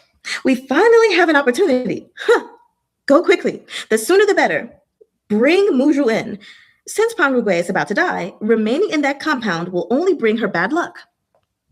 But bringing her towards your side may also bring you bad luck. Just don't do it. Don't do it. It was raining again when Xiao left the palace. He was vexed, though he couldn't say why. The zeal and drive he had before the autumn hunt seemed to have dissipated overnight. He didn't even feel like drawing his blade. Chunyang and Zhao Hui had come to pick him up, and Xiao stepped through the rain and into the carriage. Halfway through the journey, Xiao abruptly lifted the curtain and said, Tell my father and brother I won't be back tonight. Without waiting for a response, he jumped out of the carriage and headed for Donglong Street, taking nothing with him. Zhao Hui got off the carriage behind him. He's gone drinking again, he told Chunyang. You head back and inform the prince and heir. I'll follow him. It won't look good if he gets drunk and makes a scene during the time of national mourning. And the time it took you to say that, you lost him, Chunyang said. His Majesty doesn't want anyone to follow. You had best let him be. Xiao Jiming had mentored Zhao Hui as his deputy general, while Chr-yeh had trained Chunyang to be his. Perhaps it was no surprise that Zhao Hui was more like an older brother. Though both were members of the Xiao clan, the subjects of their consideration were ultimately different. Zhao Hui turned, and sure enough, the rain had already washed away any sign of Chr-yeh. The embroidered uniform guard, having had their authority tokens revoked, were all temporarily assigned to the Imperial Army to serve on patrols. Shun had just finished his rounds for the night and was walking home through the alley behind Xiang Yuan Villa on Donglong Street. The rain was coming down in a light drizzle, and he hadn't bothered to open his umbrella. I mean, I already anticipated that they were about to meet because Xiao went off on his own. So let me prepare myself in advance. All right. Sip water, y'all. Right, I'm like, okay, I'm prepared. I'm ready. I'm going to just sip some water in advance. From up ahead, he suddenly heard the sound of retching. Ew. A courtesan wearing wooden clogs and no socks trotted out in pursuit and was gently fended off by the man bent over in the alley. Xiao propped himself against the wall and pointed at the back door, motioning for the woman to stay back. The courtesans of Xiang Yuan Villa were well acquainted with his habits. She knew he wouldn't let others touch him while drunk. She knew he wouldn't let others touch him while drunk, so she merely folded a handkerchief and laid it at the side. Come back in once you feel better, Argongza. I'll prepare some hot soup for you, she said quietly. Xiao did not respond. When the sound of wooden clogs had receded into the distance, he squatted down. His stomach was churning unbearably. This was how a man should live. Eat, drink, and make merry until you fell into a stupor. It was his only way out. He felt a sudden weight on his back. Xiao looked over his shoulder with a stare so cold it froze the blood. On seeing who had touched him, he thought for a moment before saying, Why did you kick me? I didn't, Shun replied without blinking. Xiao reached behind and touched his own back, then tugged on his clothes. He insisted stubbornly. This is evidence of your guilt. Shun studied him. Have you drunk yourself foolish, Xiao'er? Do I look like a fool? Maybe, Xiao demanded. He answered himself without waiting for a reply. I'm not a fool. Smelling the wine on him, Shun said, Don't block my way. I want to go home. Xiao looked away and stared blankly for a moment before saying to the wall, "Don't block my way. I want to go home too." Shan was about to laugh when he heard him continue. "If I can't go home, then you can forget about going home as well." Oh, okay. That's the end of chapter 28. So I think the most important thing to note is that Xue, he was basically this hidden gem from the Xue clan, and she didn't know who he was and was like, "I need to find out. Tell me who this guy is." So it was like we thought that Yao and Yu was going to be the one to get all this, attention and praise and everything and renown, because that's who people had their eyes on. But it was really Xue who has taken the eye. And he's been transferred from the Office of Scrutiny for Revenue to the Assistant Minister in the Court of Judicial Reviews. So he gets to work closely with this case, basically, and help decide on matters, to simply put it. I'm trying to see if there's anything else I need to say. So then we have Shen and Shi-Hong meeting secretly with each other, which apparently is harder now because there are spies everywhere. And Shen is basically like, "Okay, your brother's in prison, so your wish is coming true. What are you going to do?" And Shi-Hong is like, "I'm not going to do anything. Like, it's sealed. I could just wait till he's dead." And Shen is like, "As long as he's still alive, there is always a chance for the tides to turn. So you need to do what you need to do to secure your position, to secure yourself, because anything could happen." And then, of course, he's like, "Well, what are you planning on doing?" And Shen is like, "I'm not doing anything." And so then he goes on talking some more, and basically it's just saying that, here is a way that Shiguan could possibly, get some wiggle room. Basically, he could say he was just headed back to the capital and that he didn't play a part in certain things. So there's still a way for him to get out alive, basically, and you need to be diligent. And then we move on, and he's basically talking about the account books that were audited, not managed, by Xue. And he's just saying that, of course, when all this money went missing, it was clear that Pahn and Hua Siqian took a large sum for themselves because they are greedy and corrupt. But when it comes to Shiguan, he can't just be that. He has to be something else. And he had the 8th grade battalions under his command. And so there's the potential that he was raising his own army, his secret army. And of course, Shi-Hong is like, absolutely not. That can't be, because if that is the case, then that's something that our entire family could get killed on, like not just him dying, but all of us dying. And so Shen again is just like, "Again, I say to you, this is your chance to distinguish yourself before I'm so used to saying Prince Chu. Li Jianyuan, hold on. Yeah, Li Jianyuan. Make yourself known to the emperor. Distinguish yourself. Get yourself a promotion, because you don't know what could possibly come." And so then, Shi-Hong is just like, "You just don't give two F's about the favor that was shown to you by the empress." And he was like, "What favor?" essentially. So then, of course, we have a little bit later, everybody's still mourning and everything, and there's supposed to be a retrial that's going to take place. We have Xue acting as a judge. Then there is, two other people, I think Jiang Xie, who is also part of the Court of Judicial Review, and Hai Liang Yi is overseeing supervisor, right? So skipping all the part about Elder Hai, he's just a righteous person, it appears. He's very set in his ways, and the emperor is kind of scared of him, basically, and he's not understanding everything, essentially, maybe like some readers when reading this, but all of these things are being brought to him. He's not understanding, especially and he's tired of all the memorials that people are submitting to him, like, "We're innocent, and we think that what Hua Siqian did and what Pahn Rugui did is bad," all these people that had associations with the Hua clan. And so he's like, I'm tired of seeing these memorials. And of course, I get it. These people are scared because, like, any association with the Hua clan, it's like, oh, I'm innocent. I didn't do anything. So I totally get that. But he himself, he's just like, why can't we just kill these people immediately? I just want them dead, And Xiao has to come advise him. And it's basically like, dude, like, that's not how society works. Based on how all things have been set up, they have to go through a trial. Then they're going through this retrial because they got to triple check everything to make sure that there's nothing missing, that there's nothing wrong, And so he's like, you just have to be patient. And the emperor is really sad. Aside from having lost his brother, he already hates being an emperor. Being an emperor is not fun.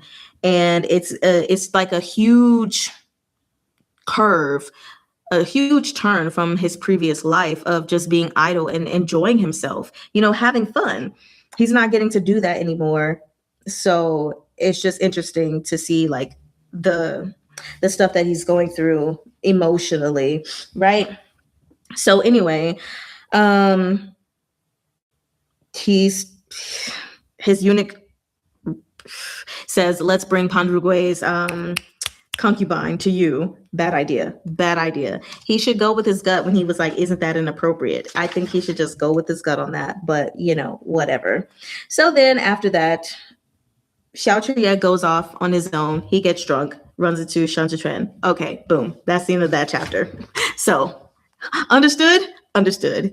You said poor, incompetent person surrounded by mantises and orioles being pecked on.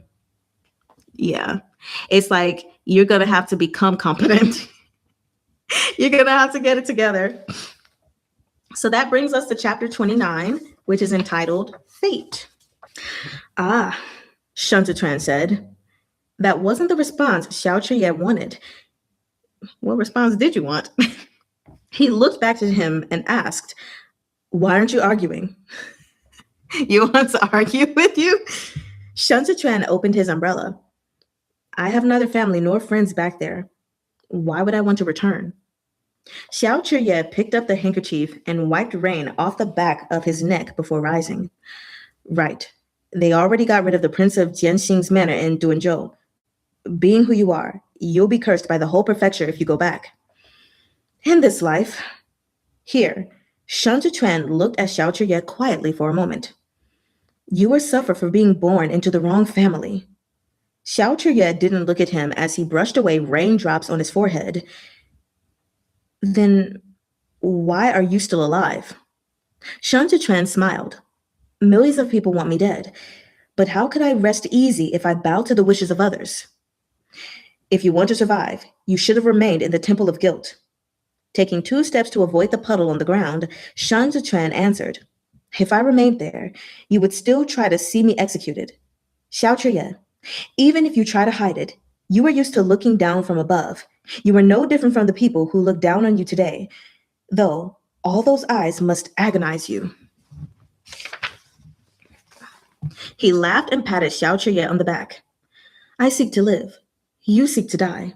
The Xiao clan once trapped me, and now the Li family does the same to you. Are not the ways of this world strange? The bird in the cage longs for its former woods, while the fish in the pond misses its familiar deep. Footnote number 22. This is from the poem Return to Nature or the Fields, Part 1, by Tao Yuanming, also known as the Poet of the Fields. Your lot in life has been laid out from the beginning.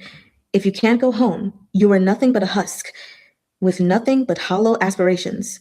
The most devastating thing in the world is to train a wolf into a dog. How long can your fangs remain sharp and true? I was actually thinking that in a different way, I suppose, when in the previous chapter it mentioned that like his like hypeness went down and he didn't even want to pick up his blade. I was like, man, you're dulling a sword basically by keeping him there, which in a way doesn't help like the empire, but okay. Xiao turned to look at him. You followed me during the autumn hunt and saved my life. What? All this for a moment of gratification? I am an insignificant nobody, Shen said softly. Even if I didn't show up, you would have survived. What are you up to? Xiao inebriation had worn off. Repaying a debt of gratitude. They stood so close that the brim of Shun Zichuan's umbrella sheltered Xiao Qr-yeh. Repaying all of you for your mercy is in not killing me. Xiao Qr-yeh suddenly grabbed Shun Zichuan by the collar. I thought you had repented and turned over a new leaf. What have I done wrong? The glint in Shun Zichuan's eyes was chillier than the autumn rain. He closed in, almost pressing up against Xiao Qr-yeh, and asked, What is my crime? Did you not spare a look at the cities of Duanzhou when you climbed your way out of the Chashire sinkhole? Xiao Qr-yeh tightened his grip. The 8 cities were massacred. When our horses galloped through the city gates, the blood that splashed under their hooves was the blood of the people. Shun Wei's troops were defeated. Shun Zichuan at last tore off his mask, exposing his burning hatred. 30,000 men of Zhongbo were burned in the Chashire sinkhole. I lost my elder brother in Shenyang that same day. Why am I to blame? A Chashire sinkhole. Did I say burned? I'm sorry. I meant to say 30,000 men of Zhongbo were buried in the Chashire sinkhole. Didn't realize I said burned. Shun Wei deserved to be killed. Xiao Qr-yeh, too, had lost control. He shoved Shun Zichuan backward. Shun Wei deserved death. You are a Shun. How can you be without blame? The oil paper umbrella tumbled to the ground as Shun Zichuan was slammed against the wall in Xiao Qr-yeh's grip, his toes barely touching the ground. He drew his knee in and stumped on Xiao Qr-yeh's chest. Xiao Qr-yeh retreated a few steps in pain, but didn't loosen his grip, didn't loosen his hold. Pulling Shun Zichuan by the collar, he flung him to the ground. The drizzle quickly intensified into a downpour. A series of crashes rang out from the dark lanes as odds and ends were overturned and trampled underfoot. Inside Xiangyun Villa, the commotion startled the courtesans who had been waiting for Xiao Qr-yeh. They clung to the doorframe and peered out with their wooden clogs in their hands. Oh, what's all this? Xiangyun, the madam of the house, hastily draped a robe over her shoulders and slipped on her wooden clogs before rushing over. My dear lords, let's have a civilized discussion. This isn't worth coming to blows over. Shun Zichuan straddled Xiao Qr-yeh and landed a punch that knocked his head to the side. Sorry. Xiao Qr-yeh grabbed Shun Zichuan's wrist and tugged him hard toward himself, running his tongue over bloody teeth. He said, Neither you or I can dream of having an easy time. Xiang Yuan had already called for her attendants, who joined forces to drag the two apart. Xiao Qr-yeh jerked his arms free. And those strapping footmen felt their hands go numb. Yet he did not pounce again. He wiped his fingers over the broken skin on his face and snapped, Piss off! Xiang Yuan saw things had gotten out of hand. With quick motions, she instructed the footmen to hurry to the prince's manor for help. But before they could move, Xiao Qr-yeh said, I'll break the legs of whoever dares to alert my father. Xiang Yuan followed his lead and softened her voice. Well, what's this about then? Argonza has always shown tenderness toward the fair sex. Why have you frightened the ladies tonight? It is common for gentlemen to disagree after a few drinks. Let's bury the hatchet with a smile, all right? Xiao Qr-yeh rose to his feet, stripped off his dirty outer robe, and threw it at Xiang Yuan. You go in. Clutching the robe, Xiang Yuan attempted again to persuade him. Argonza, it's so cold outside. But her voice trailed off as her courage waned. She waved her hand discreetly at the courtesans and led them back inside. The door was left slightly ajar, and girls clung to its side and crowded at the windows to steal a peek. Shun Zichuan picked up the umbrella. His clothes were filthy. Strands of dark hair, wet from the rain, stuck to his cheeks and made his fair skin look all the paler. Xiao Qr-yeh allows only one near him when drunk. just one. Okay. The rest of y'all get the back. Next time, Shun Zichuan said, come to my door if you're looking for me. I won't pass through this alley again, even in 800 years. If I knew you'd be passing by, Xiao Qr-yeh retorted, I'd rather have puked inside than come out here. Shun Zichuan smirked. It must really be a small world for enemies to meet on such a narrow path. When two meet on a narrow path, the best man triumphs, Xiao took a step up to him. I'll be watching you closely from now on.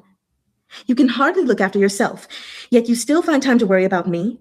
Shun raised his umbrella to put some distance between them. An insect with 100 legs won't fall, even in death. One autumn hunt, and you think you've brought the Hua clan to their knees? You really are delusional. You had best think about preserving your own life. Chr-yeh pressed his chest against the edge of the umbrella and looked skeptically at him. How long can you live without the backing of the Empress Dowager? A new master sits in the imperial court, Shun said. Isn't it time to change these old assumptions of who holds the power? But you can't kill anyone, Xiao said. The ones who've wronged you are the Bianxia horsemen in Shunwei. Whatever you say. Shun once again let the veneer of docility settle over him like a coat. He drew his umbrella back and said gently to Xiao, I'll listen to you, okay? That inscrutable rage within Xiao surged. Sure you will. Then you're staying with me tonight. You sleep under the bed canopy of a sweet, tender lady, Shun said, yet you want to share it with another man? I'm sorry, but I don't have that kind of predilection. No matter how Xiao looked at Shun this man was up to no good. No matter how Xiao looked at Shun this man was up to no good. So you're running now? What happened to whatever I say? Are you, Shun pointed at his head, out of your mind? All the idlers in the embroidered uniform guard are under command of the Imperial Army, Xiao reminded him. Who's the one out of his mind? Y'all need to calm down. Shun paused for a moment before responding. What would your excellency like me to do?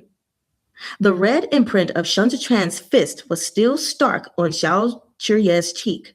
The hostility between his brows eased, and he took on the countenance of a lazy slacker. He turned to sit on the platform beneath the eaves and pointed to his boots. The corners of Shun lips curled. Sure. Early the next morning, when Shun... I was going to say Shun Yuan. Wrong. Oh, baby has calmed down. Early the next morning, Shun did you accidentally hit your head or what? Not me about to say Shun Yuan, though.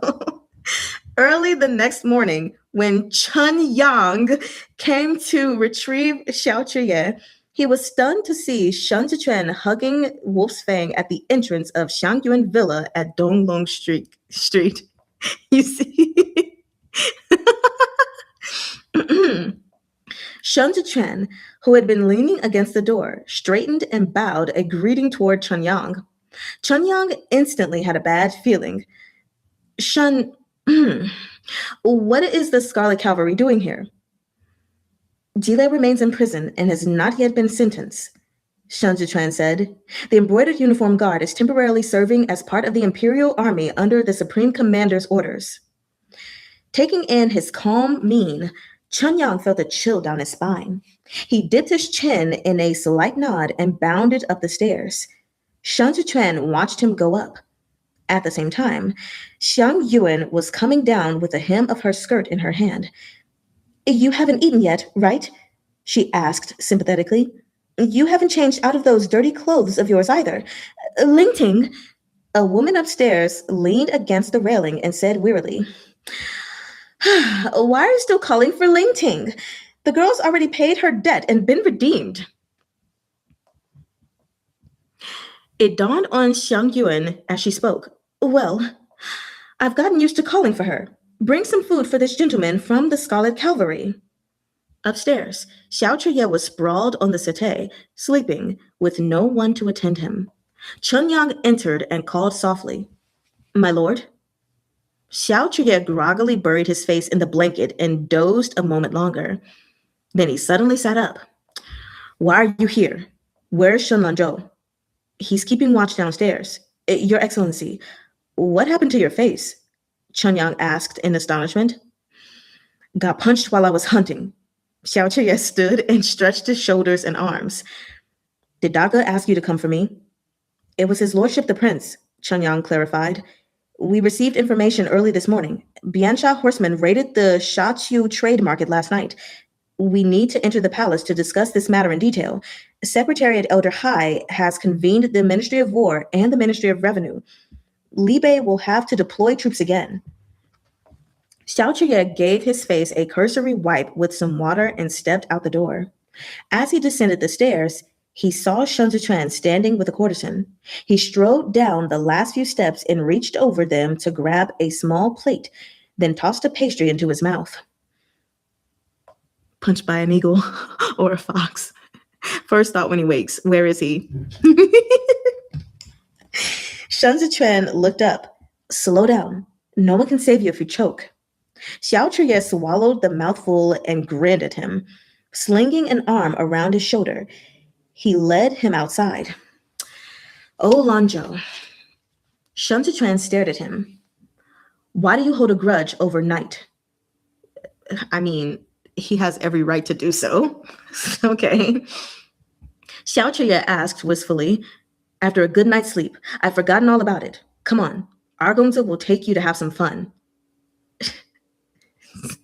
Shun Zechuan swatted Xiao hand away with his own scabbard. Argonza, don't take advantage to touch the back of my neck. What? I'm sorry. Argonza, don't take advantage to touch the back of my neck. Why? I didn't expect that would be how the interaction ended. Mingli Hall was full. Li Jianheng remained seated on the dragon throne, not daring to move a muscle. His eyes landed first on Hai Liangyi in an attempt to scrutinize his expression before shifting to the others, all the while doing his best to look dignified and imposing. Seeing as the director of writ at the Directorate of Ceremonial Affairs position is vacant, before signing off on them, this aged subject will present the various ministries' accounts directly to His Majesty once they are sent to the Grand Secretariat. Hai Liangyi began. What does Your Majesty think of the accounts from last night? Li Jianheng had spent the night listening to people music with a beautiful woman in his arms. When Hai Liangyi kowtowed to him, he shifted his buttocks guiltily and said, They look good. It's all good. I'm sorry. Oh, poor Li Jianheng. Xue who had been kneeling expressionlessly behind Hai Liangyi, furrowed his brow. Hai Liangyi waited, but when it was clear Li Jianheng had no intention of saying anything further, he turned to Xiao Fangshu. The autumn is cold, and the frost comes apace. If Libe is to deploy troops, they must report to Chudu the military salaries and provisions required in advance. Your lordship, how much do you need this time? Xiao Fangshu smiled. Fangshu, let me pronounce his name right. Xiao Fangshu smiled. I have been ill and out of commission for quite a while. All military affairs have long since been entrusted to Jiming, tell Secretariat Elder Hai what money we lack. Xiao Jiming kowtowed. The Biansha tribes raided the market now because winter snow is about to fall. The various tribes have exhausted their stores of grain, so they plunder grain. Okay, sorry. So they plunder the trade market. In prior years, the military fields were sufficient to furnish our provisions, and Li Bei would not need assistance with army supplies. But with the late emperor so recently passed, the Biansha tribes are likely planning to take advantage of our vulnerability. If we mobilize troops, we must not only expel them from our territory, but be prepared to guard the border for as long as it takes. I have already submitted the required sum to the Ministry of Revenue.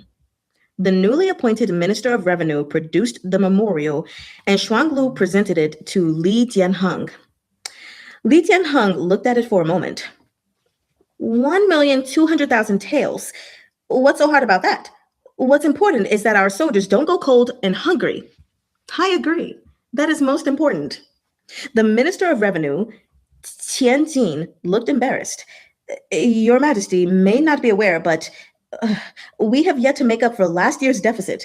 The state treasury cannot make that sum available on such short notice. Then, Li Jianheng said, Just 1 million taels should be fine, right? Okay, so going from 1,200,000 to just 1 million. I'm sorry, 200,000 is a lot to like miss out on. So I don't know about that. Anyway, Qingging kowtowed. During the autumn hunt, the mobilization of the 8th grade battalions cost us 230,000 taels, and the late emperor's funeral rites required 540,000 taels. The remaining funds in the state treasury must be used to pay out salary arrears to the officials in Chengdu. The end of the year will soon be upon us, and the civil officials all need to celebrate New Year's. We definitely do not have 1 million taels, Your Majesty. Dang, y'all don't even have that? Okay. But we have 600,000 taels to give the Libe armored cavalry. That is not enough. Wow. So going from 1,200,000 taels to just 600,000 taels to give the Libe armored cavalry.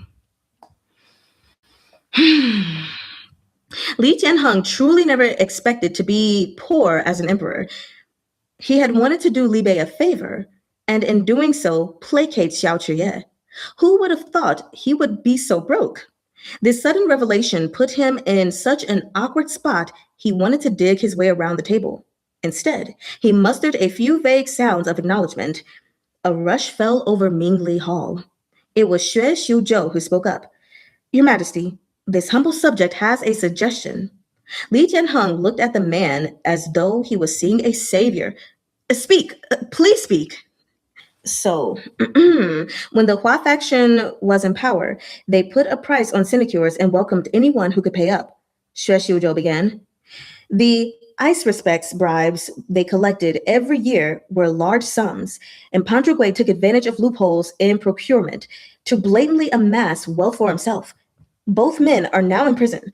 Why not search both the Hua and Pahn residences and confiscate their possessions to subsidize this military effort? As for the Xi clan, their second young master, Shen, has already made what amends he could and submitted a report to the Court of Judicial Review just yesterday to accuse Shiguan of keeping his own private army.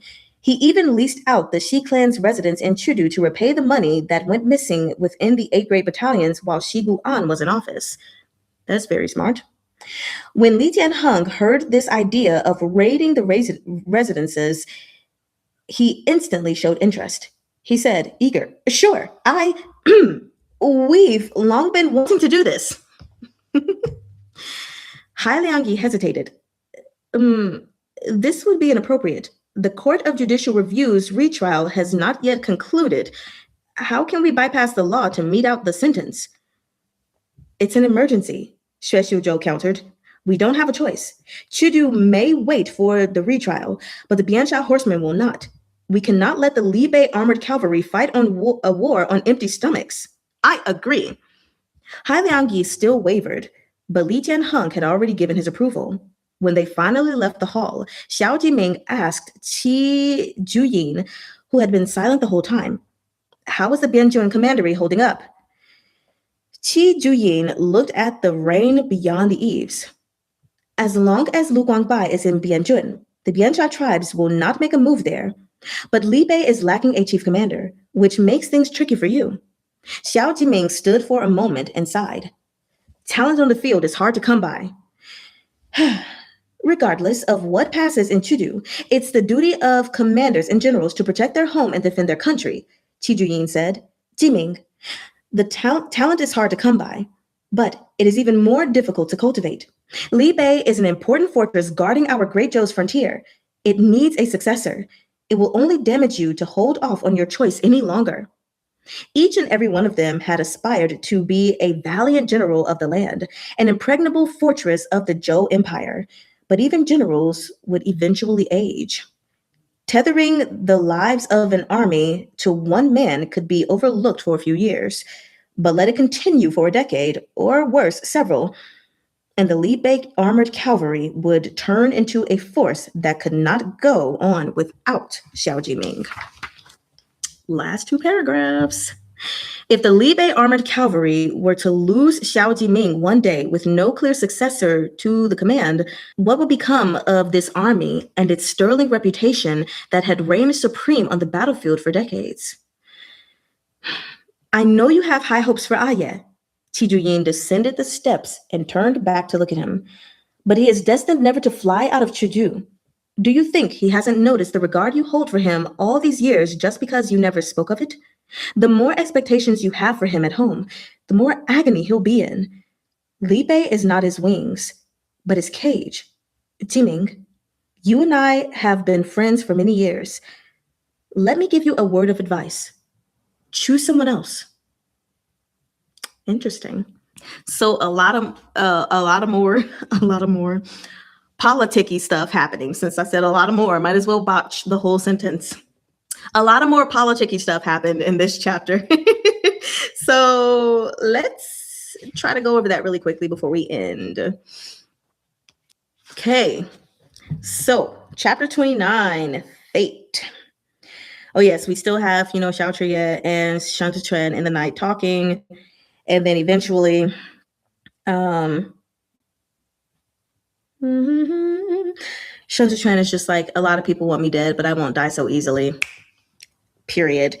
Shen is basically saying that both he and Xiao Chiye are kind of in difficult predicaments, but he's saying that Xiao Chiye specifically is in a very precarious situation because he is in a cage, essentially, and he's like this wolf, if you will. But being in a cage for so long, that's going to dull his senses, if you will, and make him, I don't want to use the word weaker, but yeah, make his resolve weaker, just make him less as ferocious as he is now. And it's like, right now you're a fierce tiger, and guarding, doing everything that you've been doing, but how long can you continue to do that being stuck here? So he's just like, you're in a pretty sad state right now. And then Xiao Chiye, of course, is like, so the help that you gave me, did you just do that because you wanted some accolades? And Shen is like, you would have gotten out of there even without me, but I was there. So you said they're like political prisoners. Yeah, basically take control of the person. Yeah. And so, yeah, they get into this argument basically where the old hostilities come up between them, which I'm glad to see that, because it's kind of like, despite him loving that the neck of Shen Zhichuan, they still have these issues with each other, right? Nothing has truly been resolved. And so they get into an argument about all that happened in the past, with the war, the Chashire sinkhole, all of that stuff. And, even Shen Zhichuan is like, hey, like, his troops, my father's troops, were defeated, and 30,000 men of Zhongbo were buried in the Chashire sinkhole. I was down in there. Like, I lost my brother and my Shuniang, which, pseudo mom, if you will, the same day. So, like, why am I the one to blame for this? I lost people because of what happened. And, it's just kind of like Xiao Chiye is just like, well, he deserves to be killed. Shun Wei deserves to be killed, and you're a Shun. So you're guilty too, And so they just go through this whole little thing, and eventually courtesans come out, try to calm them down. Not working out very well. And Shen Zhichuan is the one who calms down first. And he's like, fine, I'll listen, whatever. And so Xiao Chiye is still pissed off. And he was like, well, you're staying with me for the night. He was like, no, sir. But anyway, it's right now the embroidered uniform guard is under his command, under Xiao Chiye's command, until all of that stuff gets settled. So Shen Zhichuan basically has to listen to him. And so he's like, fine, then what do you want me to do? And he ends up staying the night at this villa, just guarding and everything until Chunyang arrives and is like, yeah, I found you. Ha ha. I don't think there's really any more that needs to be said on that scene, for real, for real. You say, fine, abuse the authority. They needed to have this fight, honestly. I agree. They are in lots of courts. You had the whole hostage protege exchange program. But yes, I think that this fight was necessary. It kind of reminds me of like the moment in Yu, without spoiling things, when Muzhong Chu-yi finally expressed himself in that cave. He was like, "You're just a bastard," and blah blah blah. And then even Yue Chun-ching finally expressed himself too. And he's like, "Why are you always so mean?"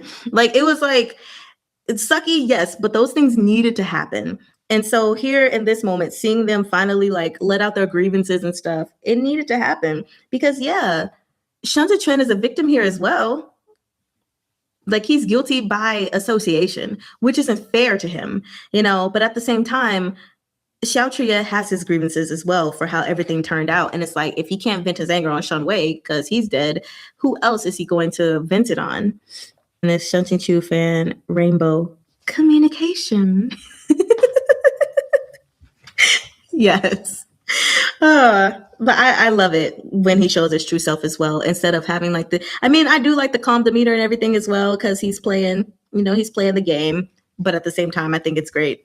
It's like, was he not in the temple of guilt already? He done paid for his father's sins. Why does he have to pay for the rest of his life? Or why does he have to pay with his life?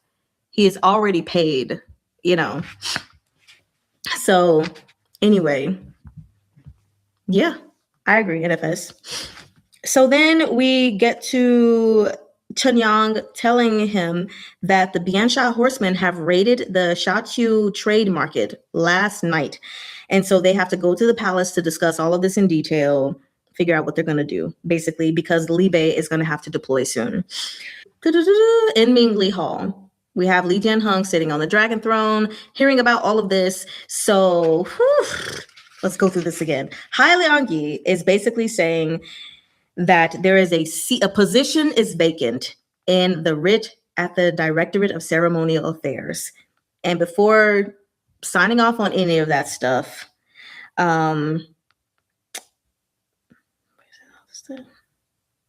there were some accounts, I guess, given directly to His Majesty that were sent to the Grand Secretariat. And he wants to know what Li Jianheng thinks. But Li Jianheng doesn't think anything, much like myself, because I don't know what those accounts were that were sent, since he didn't elaborate because he didn't know. So I don't know.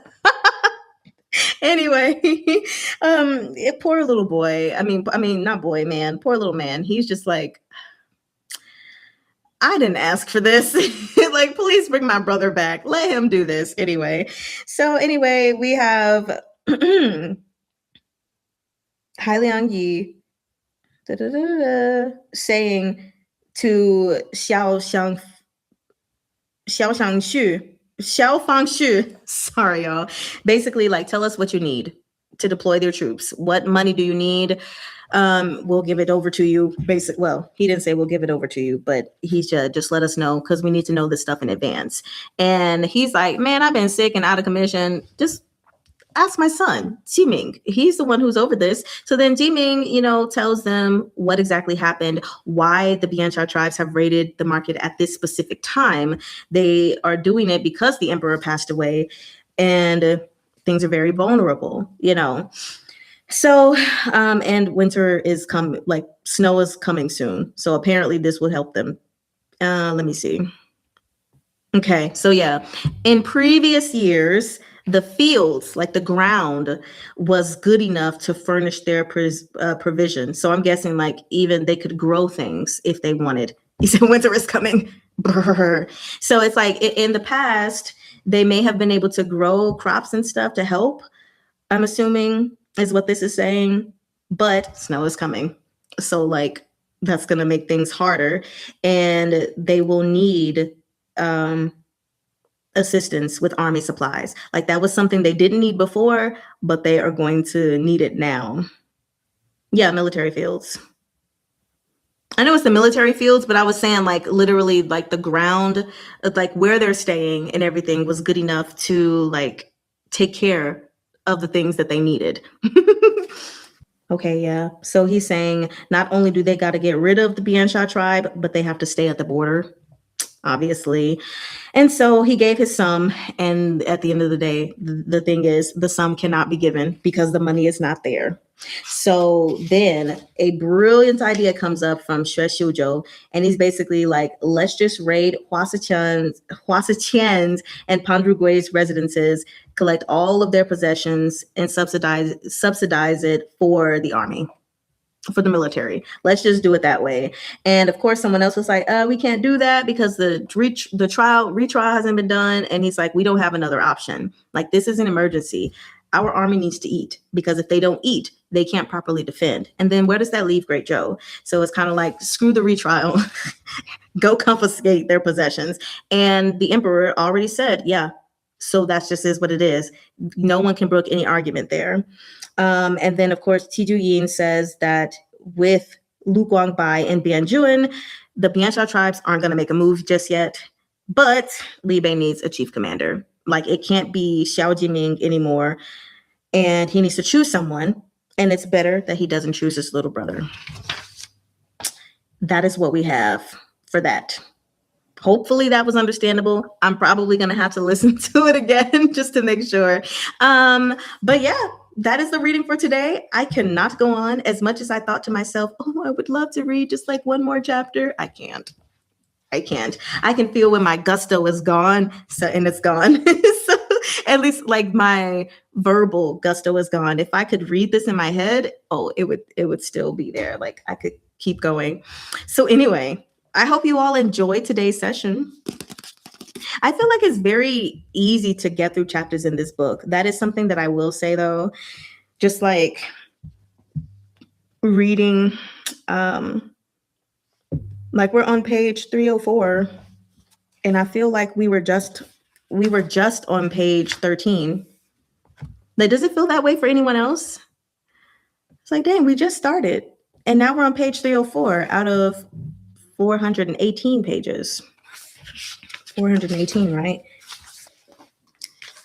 And I realized, I've got some stuff coming up this week before my surgery, and I was like, oh my God. So anyway, yes, it's going to have to be Thursday that we meet to discuss things. So that is going to be Thursday, January 15th at 2 p.m. I'll be sure, I'm ready to do the live session. So probably what will be the case is whatever I read on Monday, I think I'm going to give as thorough of a breakdown of that as possible. Just saying, like, in my notes, I'll try to just recap everything then and there, so that we don't have to, on Thursday, we don't have to go over 4, 8, 12, approximately 12 chapters, but rather just 8 chapters is what I'm thinking.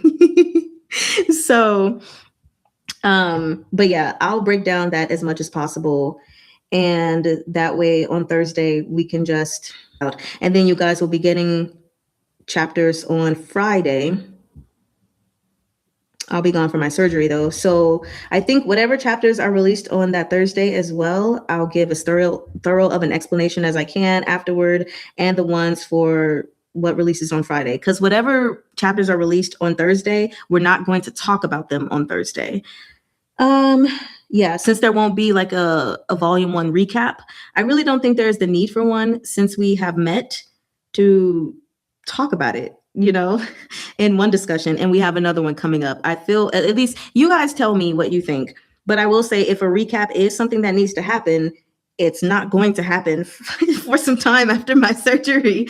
But because we met on Friday to discuss things, and because we'll be meeting again on Thursday to discuss things, you guys don't think we'll need a volume 1 recap, do you? Like, I'm really, for this series, trying to stay away from volume recaps and just going ahead and discussing things as we go along, because I think that would be a lot easier. But yeah, those are my plans. You said it's a very well-paced book. I think so as well. Nothing feels rushed and nothing feels too slow. Everything feels like it is perfectly timed in the oven. Cooking the chuck roast. That's the meat choice I'm going for. You said for every political shenanigan, you get a candy stuffed in your mouth. keeps one motivated. I do agree with that. I mean, we ended with the political stuff, but I do appreciate this like tug of like this back and forth of like political stuff, then some fun stuff or not so political stuff. It keeps it well balanced to the point where I don't feel like I'm drowning in politics, because if I were, then I probably wouldn't enjoy this. Like I do enjoy reading Chinese politics and Danmei very, very much. And I realized that when it comes to shows and stuff, I really do like politics. You know, like Scandal had politics, but it also had a lot of scandal in it, i.e. the name. So I just need like that balance. And I feel like Ju gives us that balance very, very well. So on Monday is when you guys will receive your next chapters. It's probably going to be chapters 30 through 33, because I've been going about four chapter streak. But yeah, we're gonna finish this book next week. How y'all feel about that? Let's see, we started on the 3rd. I can tell you guys the specific date because I have it on my Mari-chan read-along sheet. At least I think I do. It should be there. 7 releases April 14th. That's what it is. So honestly, the plan for in March, this is where things get a bit tricky. Look at March. March looks deadly. I have something to do almost every day. And like, that's not even me putting my regular working hours. There are things I still have to do for work afterward. So it's going to be difficult. For volume 4, I'm not sure we'll be able to have any discussions because, well, we can have discussions maybe in the first week, but as y'all see, I have work. So I'm gonna try to go live on that Thursday. Yeah, so volume 4, we can fill volume 4. I'm just not sure about having discussions and everything. I'm hoping that the week in the final week in January that I can start reading again, but if not, then we'll just pick up volume 2 in February. I'm sorry, I'm like working through things in my head. So chances are in May, that's when we will start How to Survive as a Villain. That's when we'll get to our next series, which feels so far away. It's like, whoa, May is almost halfway through the year and we spent so long on one series. But what can we do, right? I've got other work to do. I don't think I have anything else to say about QJJ. I just know that we are slightly over 100 pages left of volume 1. And yeah, that's pretty much it. So thank you all for being here. I love you guys so freaking much. You said it was a lot of fun. Thanks for today. You are most welcome. And I will see you all again. What did I say? Thursday. I'll see you all again live Thursday, but I'll see you again in the book on Monday. So thank you, Mari, for today. It was nice. Yay! Glad. So all of you have a beautiful day and or night. And Waineman, I will see you next time. Bye-bye. Ow! Ow!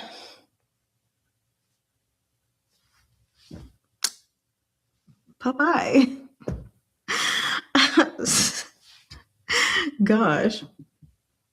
I hit my hand on my desk as I was bringing my hand up. That's what that was.